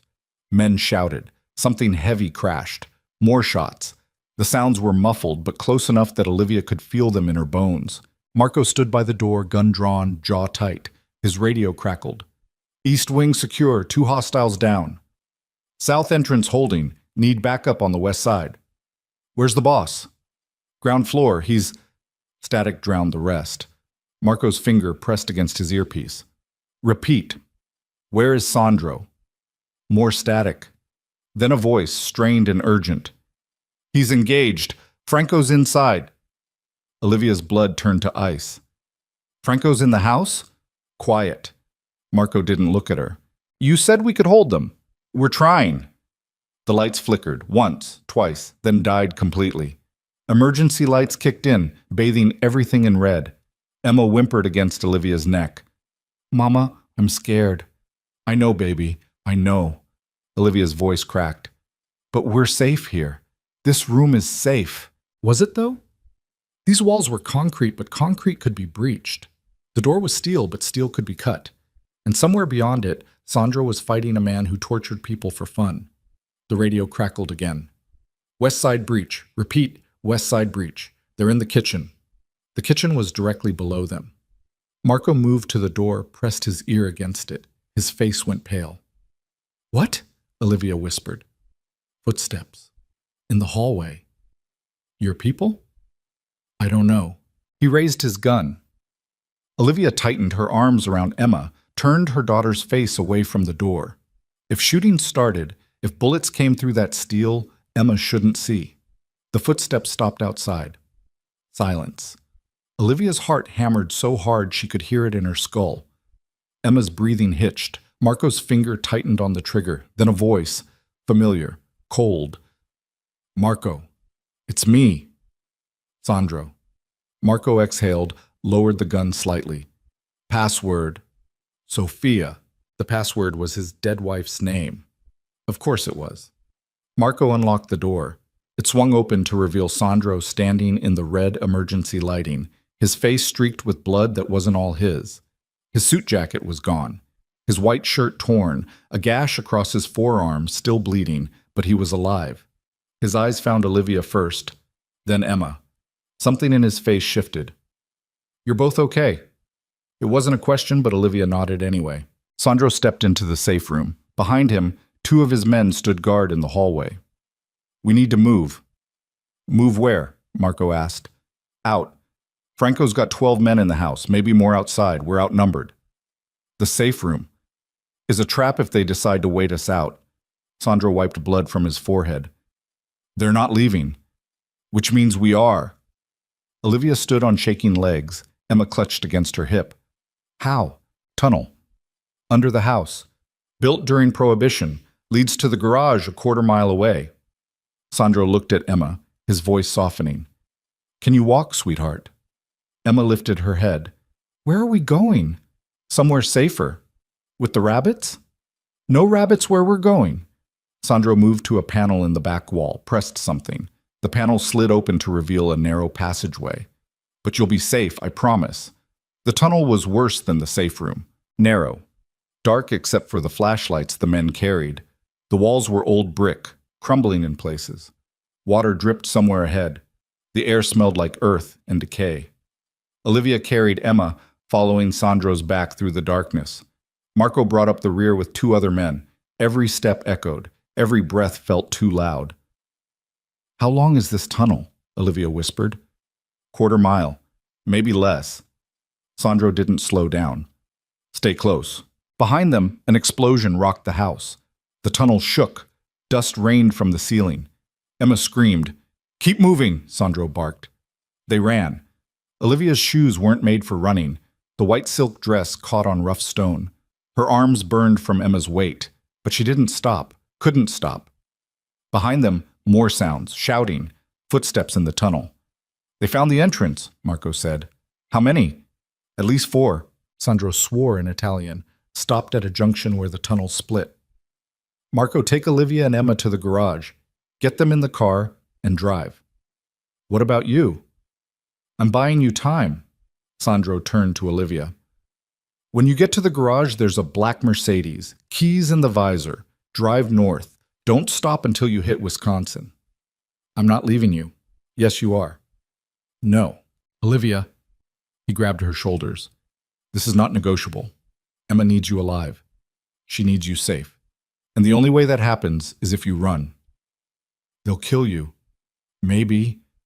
His eyes were black in the dim light. "But they won't kill you. Not tonight." He kissed her, hard, desperate, like goodbye. Then he pushed her toward Marco. "Go." Marco grabbed her arm, pulled her down the left tunnel.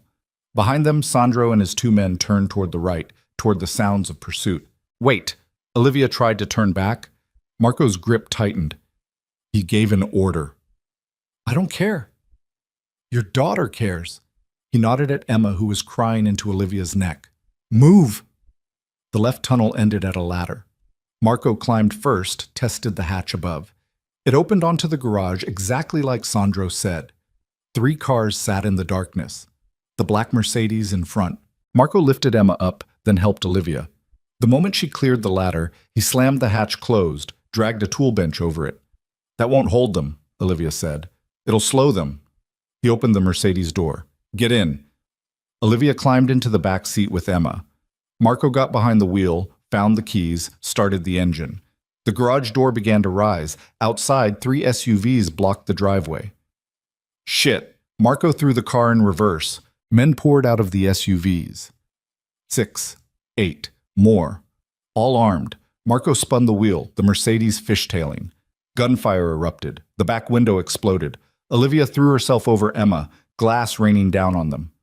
"Stay down!" Marco shouted. The Mercedes crashed through a line of hedges, bounced across the lawn, hit the perimeter wall hard enough that Olivia's teeth cracked together. The airbags deployed. The world spun. When it stopped, they were on the access road. Marco's head was bleeding, but he was conscious. He pushed the airbag down, threw the car back in drive. "You okay?" Olivia checked Emma, terrified but unhurt. "We're okay." "Hold on." He floored it. The Mercedes screamed down the access road, headlights cutting through darkness.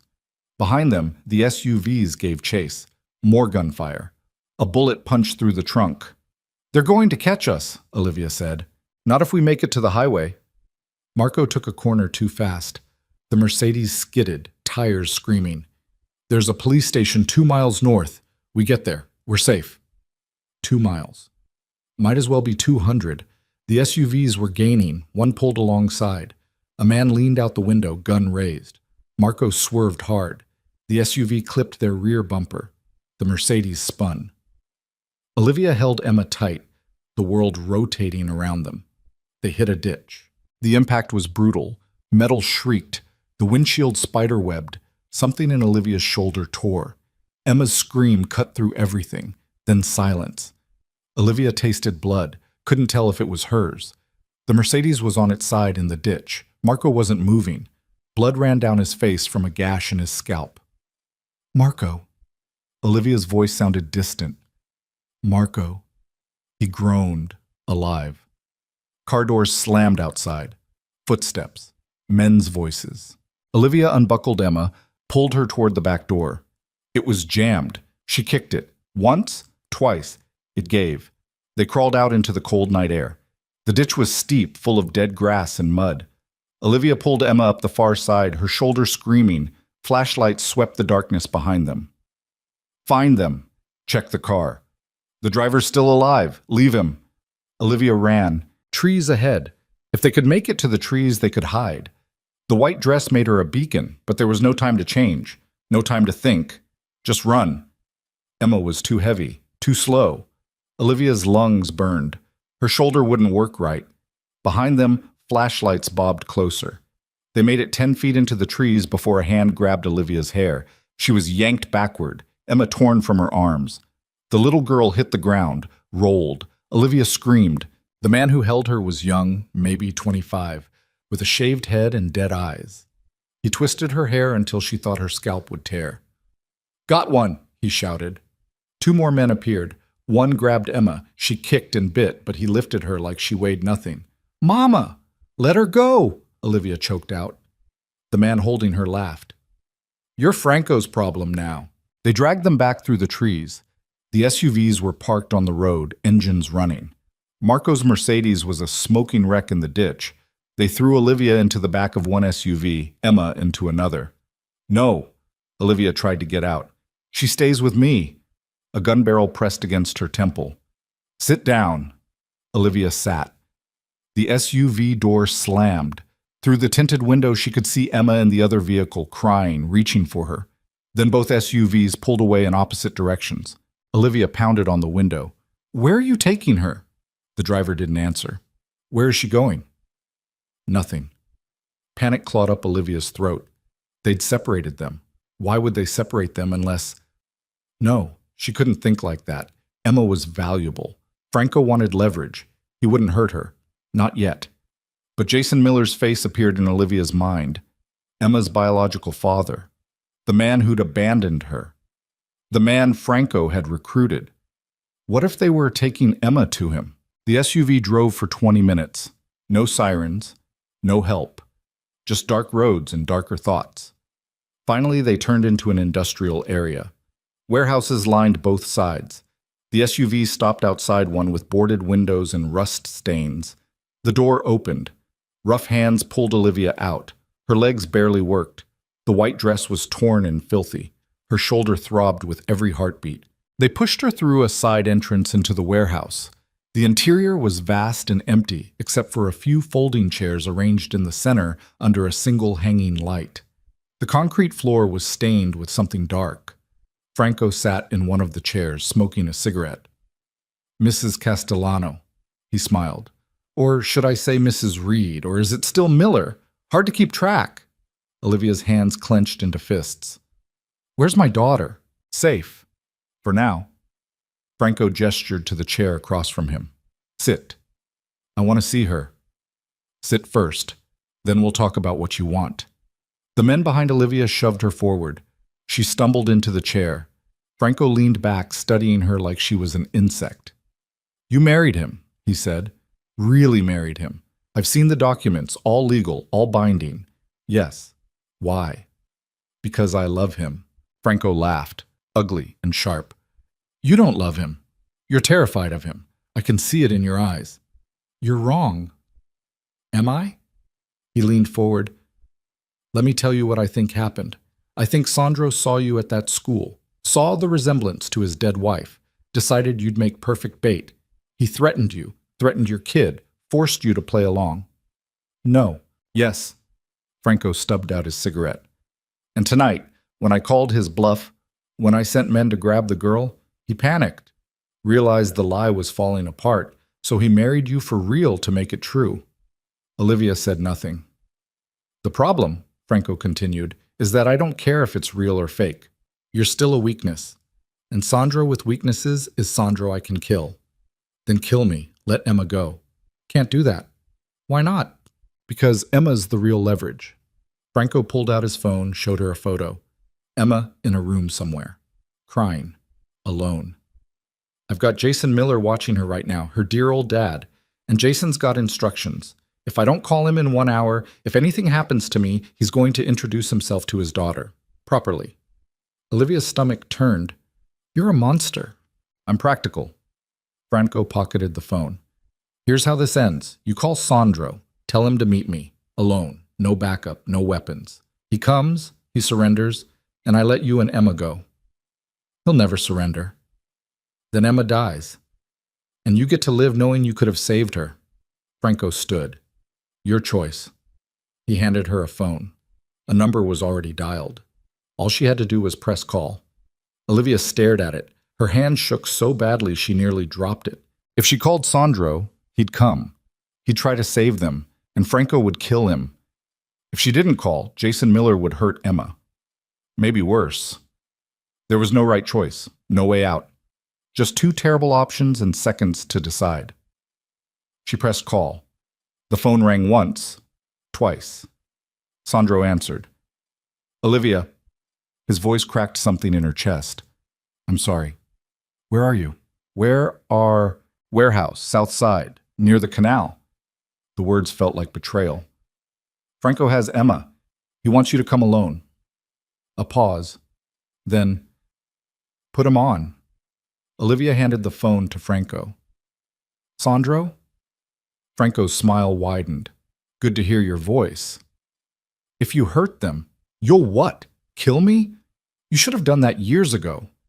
Franco walked in a slow circle. Here's the deal.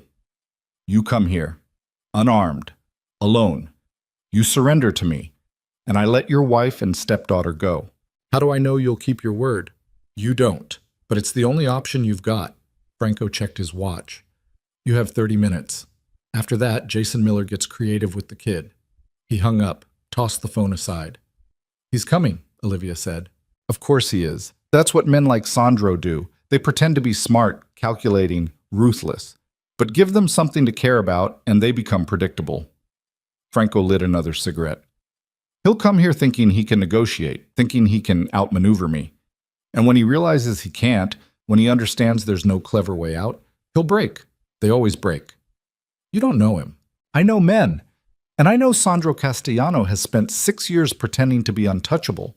But you touched him. That little girl touched him. And now he's just another fool dying for something that doesn't matter. Olivia wanted to argue, wanted to tell Franco he was wrong, but the truth sat heavy in her chest. Sandro was coming. He was walking into a trap.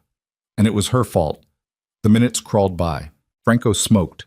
His men stood by the exits.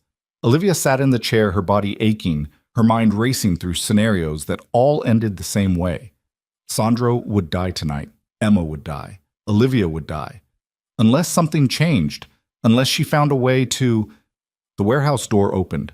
Sandro walked in. Alone. Unarmed as far as Olivia could see. His shirt still bloody, his face exhausted, but his eyes were clear, focused. He looked at Franco first, then at Olivia. You okay? He asked her. She nodded, couldn't speak. And Emma? Alive so far.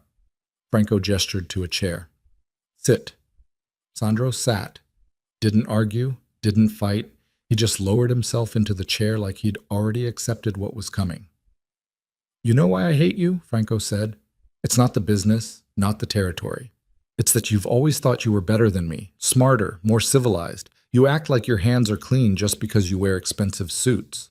My hands aren't clean, Sandro said. Never claimed they were. But you think you're different. Think you've got honor or some shit. Franco moved closer. Let me tell you what honor gets you. It gets you sitting in a chair, unarmed, about to die for a woman you barely know and a kid that isn't yours. Emma's mine now, legally. Papers don't make her yours. Blood does. And her blood says she belongs to Jason Miller. Franco pulled out his gun. Which is where she's going after I'm done with you.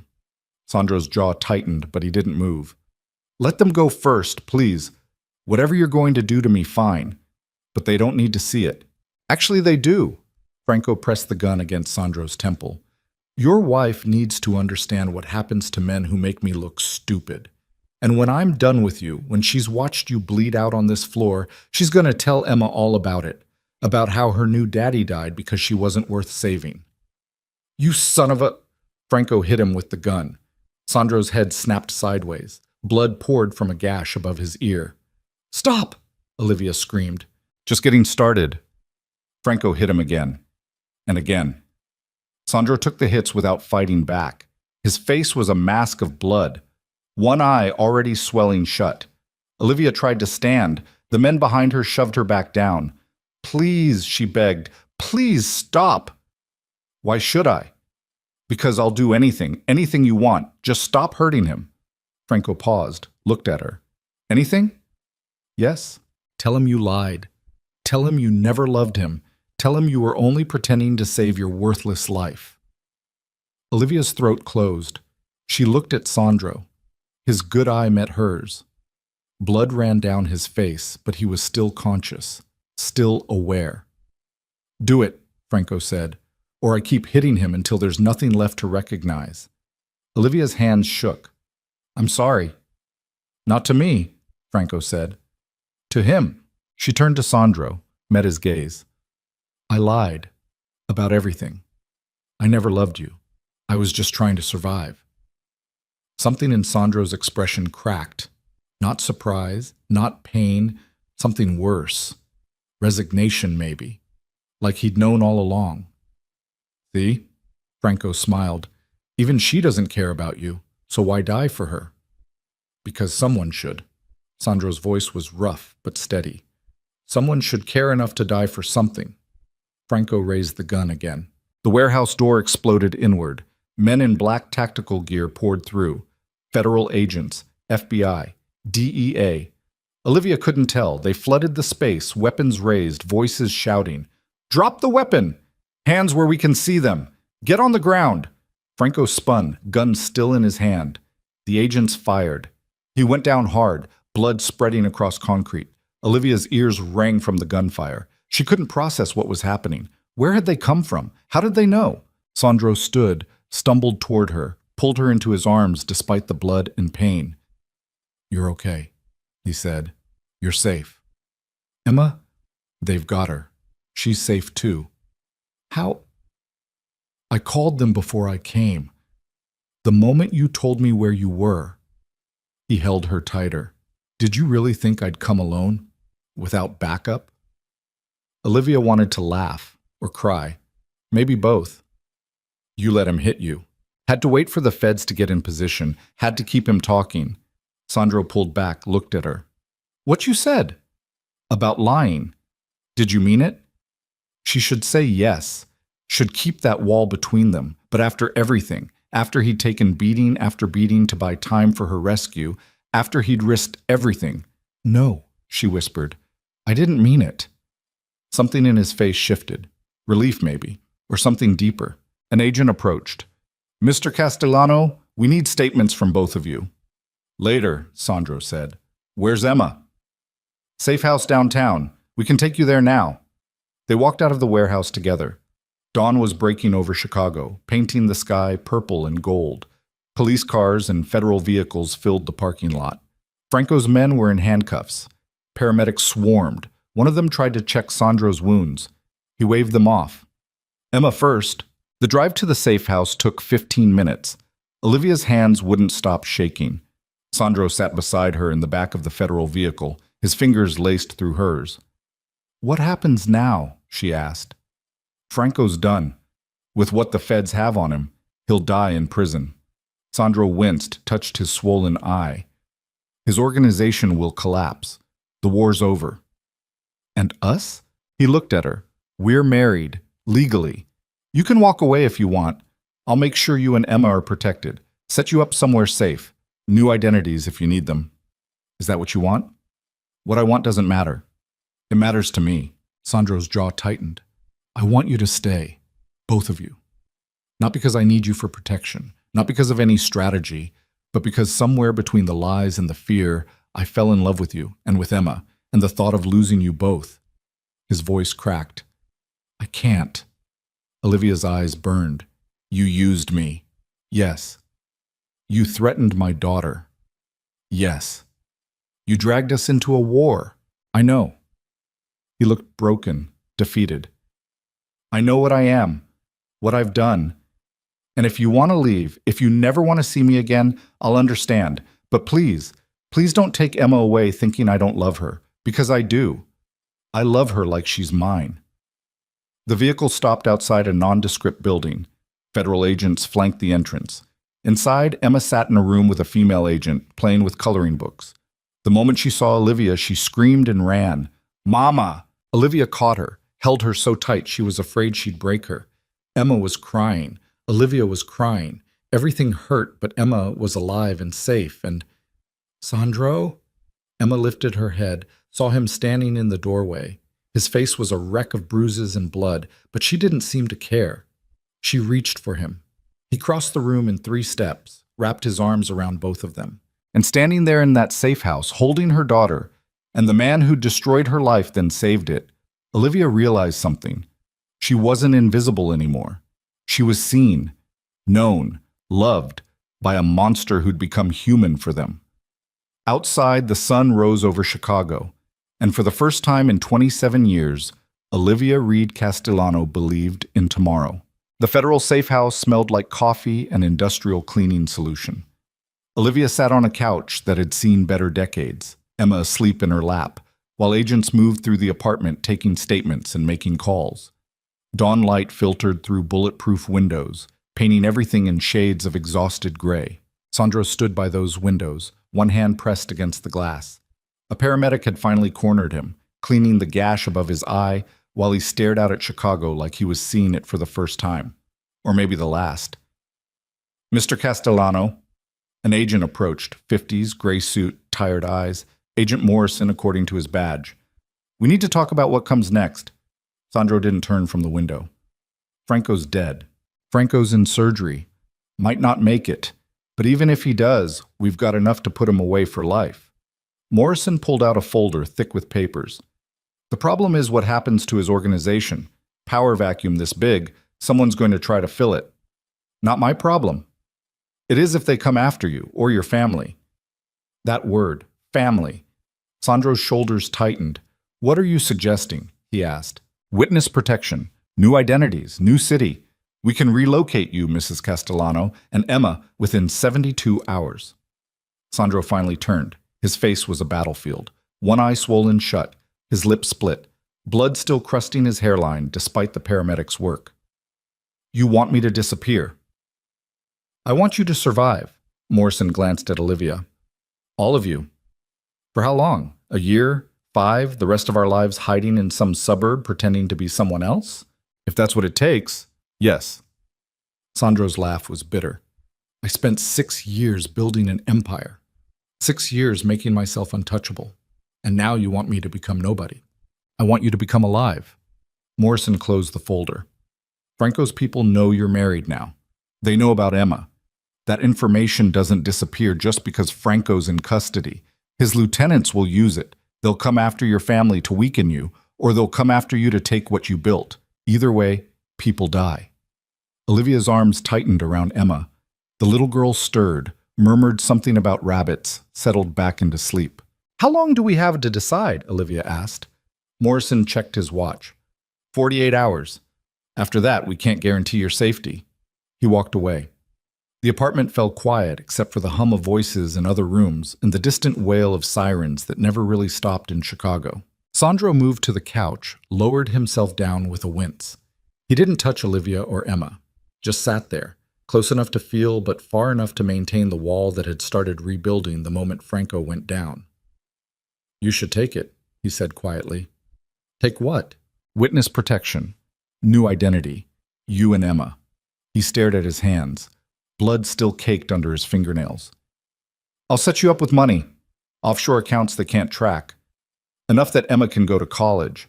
That you never have to worry about rent or electricity bills or any of the shit that kept you up at night. What about you?" "I'll figure something out." "That's not an answer. It's the only one I've got." He finally looked at her. His good eye was bloodshot, exhausted. "You were right. I used you. I put you and Emma in danger because I needed a weakness that wasn't really a weakness. A prop. A lie. It stopped being a lie." "Did it?"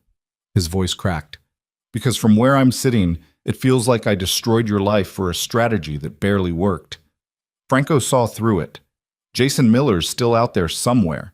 And now you're married to a criminal who can't even keep you safe without federal protection." Olivia shifted Emma gently to the couch cushion, stood up. Her whole body ached.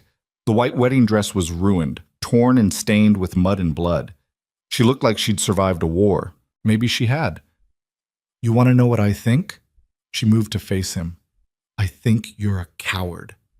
Sandro's head snapped up. Excuse me? You heard me. You're a coward. Olivia's voice stayed low but sharp. You spent 6 years mourning a dead woman, building walls, making yourself into something untouchable. And the moment someone breaks through, the moment you feel something real, you want to run. I'm trying to protect you. You're trying to protect yourself. She crouched down, forced him to meet her eyes. From feeling, from attachment, from the possibility that maybe, just maybe, you could have something real instead of just surviving. You don't understand what you're asking. I understand perfectly. You want me to take Emma and disappear so you don't have to watch us die? So you don't have to go through losing someone again. Olivia's throat tightened. But here's the thing, Sandro. I've been invisible my whole life. Foster care, dead-end jobs, men who left without looking back. I was nobody. Nothing. And then you walked into that restaurant and for the first time someone saw me. I saw you because you looked like her. At first, maybe. But not now. She reached up, touched his bruised face gently. You took a beating for me tonight. You called the feds. You risked everything. Not for Sophia, for me. Sandro's eye closed. It's not enough. It's everything. You deserve better. I deserve to choose. Olivia pulled back. And I choose this. I choose you. Broken and dangerous and absolutely terrifying. Because you're also the man who bought my daughter swimming lessons and treated her like she mattered, who married me for real when you could have just let us die, who loves us even though you're too scared to admit it. I'm not scared. You're terrified. She stood. So here's my answer. I'm not going into witness protection. I'm not disappearing. And I'm not raising Emma to believe that running is the only option when things get hard. Then what are you doing? I'm staying. She held out her hand. With my husband, if he'll have me. Sandro stared at her hand like it was a weapon. For a long moment, he didn't move. Just sat there, this dangerous man who'd killed and threatened and destroyed, looking at her like she'd offered him something he'd forgotten existed. Hope. Then he took her hand. I don't know how to do this, he said quietly. Neither do I. I'm going to mess it up. Probably. Emma deserves better. Emma deserves a father who shows up, who tries. You can be that. Olivia pulled him to his feet. We'll figure out the rest. Behind them, Emma stirred on the couch. Her eyes opened, unfocused and sleepy. She saw them standing there, hands clasped, and smiled. Are we going home? Olivia looked at Sandro. He looked at Emma. Something in his expression cracked wide open. Yeah, sweetheart, he said. We're going home. The mansion was a crime scene. Yellow tape cordoned off sections. Federal investigators documented bullet holes and bloodstains. The windows Olivia had watched Emma play beneath were shattered. The marble floors she'd walked on were scarred with boot prints and God knew what else. But it was standing. Marco met them at the entrance, his head bandaged, his arm in a sling. He was alive. That felt like a miracle. Boss? He nodded at Sandro. Mrs. Castellano. That name, it still felt foreign, but Olivia was starting to think maybe foreign wasn't the same as wrong. How bad? Sandro asked. East Wing's trashed, safe rooms compromised, but structurally, we're solid. Marco glanced at Emma, who was holding Olivia's hand, eyes wide. The pool house is untouched. I had Maria set up rooms there. Good. Sandro started to move past him, then stopped. Marco. Thank you for getting them out. Marco's jaw tightened. We lost 3 guys. I know. Funerals are Friday. I'll be there. Sandro's hand found Olivia's. We'll both be there. They walked through the wreckage together. Emma was quiet, processing. Her princess bed was gone, destroyed when Franco's men breached the East Wing. The stuffed animals she'd barely had time to arrange were scattered and torn. My room, she said softly. We'll fix it, Sandro promised. Better than before. With a princess bed? With whatever you want. They settled into the pool house. It was smaller than the mansion, cozier. 2 bedrooms, a kitchen, windows that overlooked the lake. Maria had left clothes and food. The little white dog, Cosimo, appeared from somewhere and immediately attached himself to Emma. Olivia gave Emma a bath, washed the fear and exhaustion from her daughter's small body. Emma asked questions Olivia couldn't answer. Why did the bad men come? Where did they go? Was Sandro okay? Sandro's okay, Olivia said, toweling Emma's hair. He's tough. Is he my dad now? The question landed like a punch. Olivia's hand stilled. What do you mean? You married him. That makes him my dad, right? It's complicated, baby. But I can call him dad if I want? Olivia's throat closed. I think he'd like that. Emma nodded, satisfied. 5 years old and already more resilient than Olivia had ever been. They moved to the bedroom. Emma climbed into bed, Cosimo curling up beside her. Mama? Yeah, baby? I'm glad we stayed. Olivia kissed her forehead. Me too. She found Sandro in the kitchen, standing at the window with a glass of something amber. His shirt was off. The bruises across his ribs were turning purple.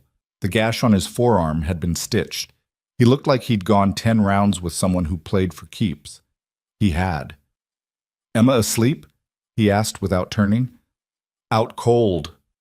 Olivia moved to stand beside him. She wants to call you Dad. His hand tightened on the glass. She said that? Just now. What did you tell her? That I thought you'd like it. Sandro finally looked at her. The swelling around his eye had gone down slightly, but the bruising was spectacular. I would. Like it, I mean. Then tell her that tomorrow.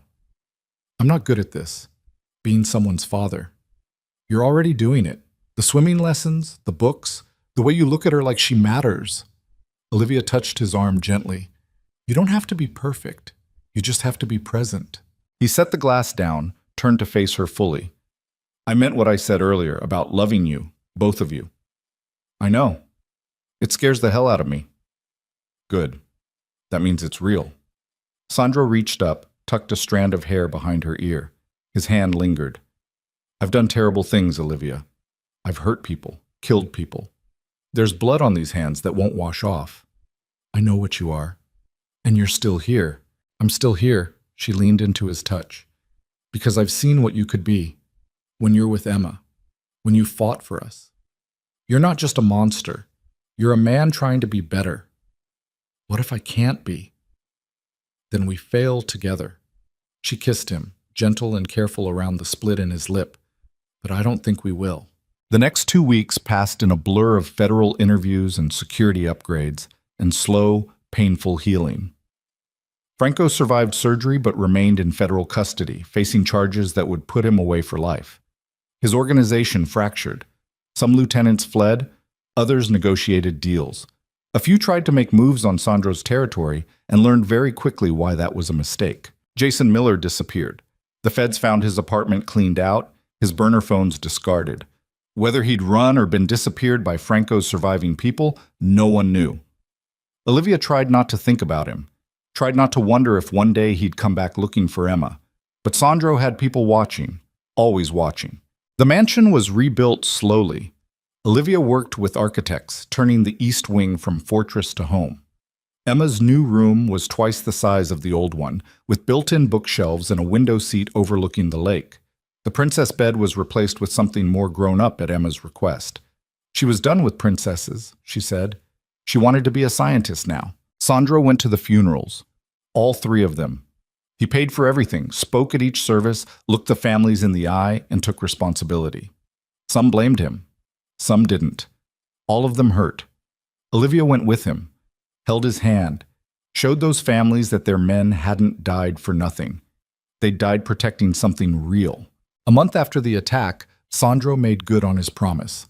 He systematically dismantled the last of his illegal operations. The legitimate businesses remained. The rest went dark. It cost him money and power and respect from certain circles. He didn't care. I'm done playing that game, he told Olivia one night. They were sitting on the pool house deck, watching Emma chase fireflies with Cosimo. It cost too much. No regrets? About going legit? No. He looked at Emma, something soft in his expression. About everything else? Too many to count. Olivia leaned her head on his shoulder. We're going to be okay. You sound sure. I am. How? Because we chose this. Not Franco. Not fear. Us. She laced her fingers through his. We chose each other. That has to count for something. Summer turned to falls.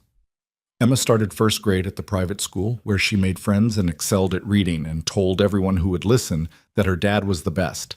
Sandro attended every parent-teacher conference, looking out of place and uncomfortable but present. Olivia finished her degree, early childhood education. She started working at a nonprofit Sandro funded, helping kids from foster care. Kids like she'd been, invisible, overlooked. She saw them now. The nightmares came less frequently. Emma stopped checking locks compulsively. Olivia stopped flinching at loud noises. Sandro stopped carrying a gun everywhere. They became something like normal. One evening in October, Sandro found Olivia in the rebuilt library.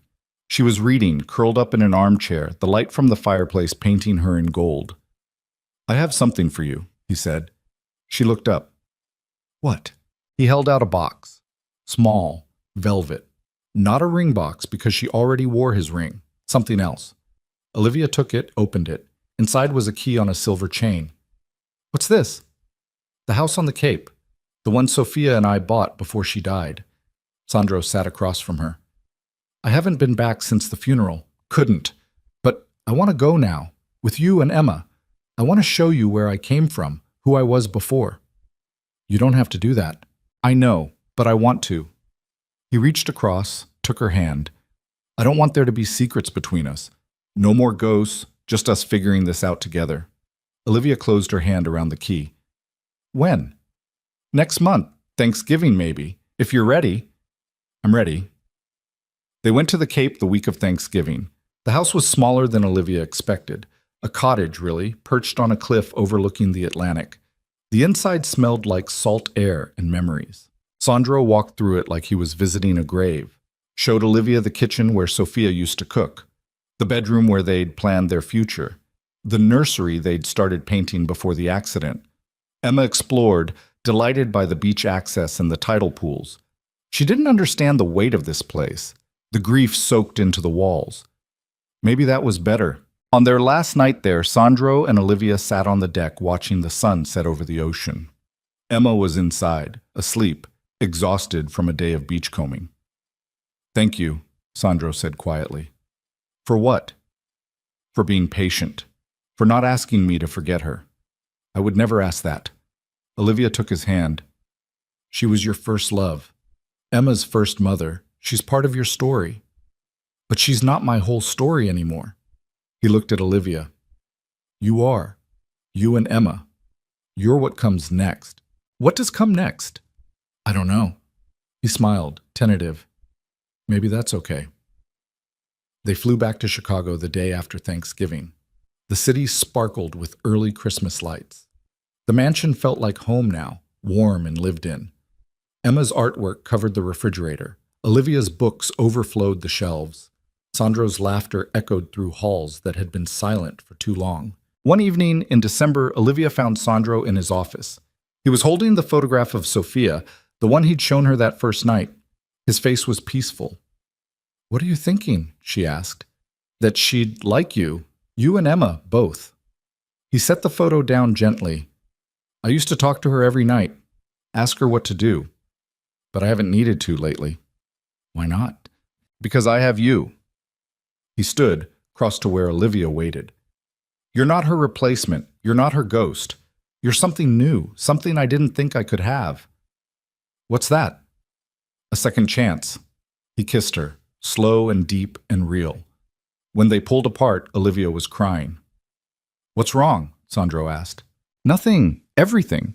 She laughed through the tears. A year ago, I was drowning in debt and invisible and alone. And now I'm married to someone who sees me, who chose me, who loves my daughter like she's his own. She is mine. I know. Olivia touched his face. And that's what I never expected, that the man who terrified me could become the man I can't imagine living without. You're stuck with me now. Good. Outside, snow started to fall. The first of the season. Emma would be thrilled. She'd want to build a snowman. Sandro would help her, getting snow down his shirt and in his hair, laughing like he'd forgotten how until recently. And Olivia would watch them from the window, this makeshift family that had been forged in violence and fear and somehow transformed into something worth keeping. She thought of the woman she'd been a year ago, sitting alone in Bella Vita, invisible, hopeless, waiting for a life that seemed like it would never change. That woman was gone. In her place was Olivia Castellano, wife, mother, survivor.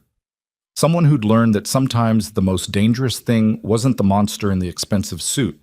Sometimes the most dangerous thing was choosing to stop running, choosing to be seen, choosing to love despite the cost. The library door opened. Emma appeared, rubbing her eyes. "Mama, can we make hot chocolate?" "Of course, baby." Olivia held out her hand. "Come on." They walked to the kitchen together. Sandro followed, his hand finding the small of Olivia's back. Emma chattered about snow angels and sledding and whether Cosimo would like the cold. And in that warm kitchen, making hot chocolate while snow fell outside, Olivia understood the truth she'd been chasing her whole life. Home wasn't a place. It was the people who saw you when you were invisible, who fought for you when you were weak, who loved you when you couldn't love yourself. Sandro had never rescued her from poverty. He'd rescued her from disappearing. And in return, she'd given a broken man something even power couldn't buy. A reason to become human again, a family worth the cost, a life worth living. The hot chocolate was ready. They carried their mugs to the living room where the Christmas tree stood half decorated. Emma wanted to finish it tonight, right now, before bed. They worked together, hanging ornaments and stringing lights. Sandro lifted Emma so she could reach the top. Olivia took photos that would fill albums and frames and eventually cover every surface of this house they'd claimed together. And when the tree was done, when Emma was finally asleep in her bed upstairs, when the house was quiet, except for the crackling fire and the wind against the windows, Sandro pulled Olivia close. "I love you," he said. Simple. True. "I love you too." She kissed him. "My husband. My home." Outside, Chicago slept under a blanket of snow. Inside, a family forged from violence and fear and impossible choices breathed together. And for the first time in both their lives, Sandro and Olivia believed in tomorrow. Not because tomorrow was safe, but because they would face it together. The broken man and the invisible woman, the survivor and the protector. The family that should never have existed but did anyway. Against all odds. Against all reason. Against everything that said love couldn't bloom in darkness. They had proven the world wrong. And that, Olivia thought, as she drifted towards sleep in Sandro's arms, was worth every terrifying moment that had brought them here. Worth the fear. Worth the pain. Worth the cost of being seen. Because sometimes the greatest victory wasn't escaping the monster. Sometimes it was teaching the monster to be human. And learning that you were strong enough to survive the transformation. Together.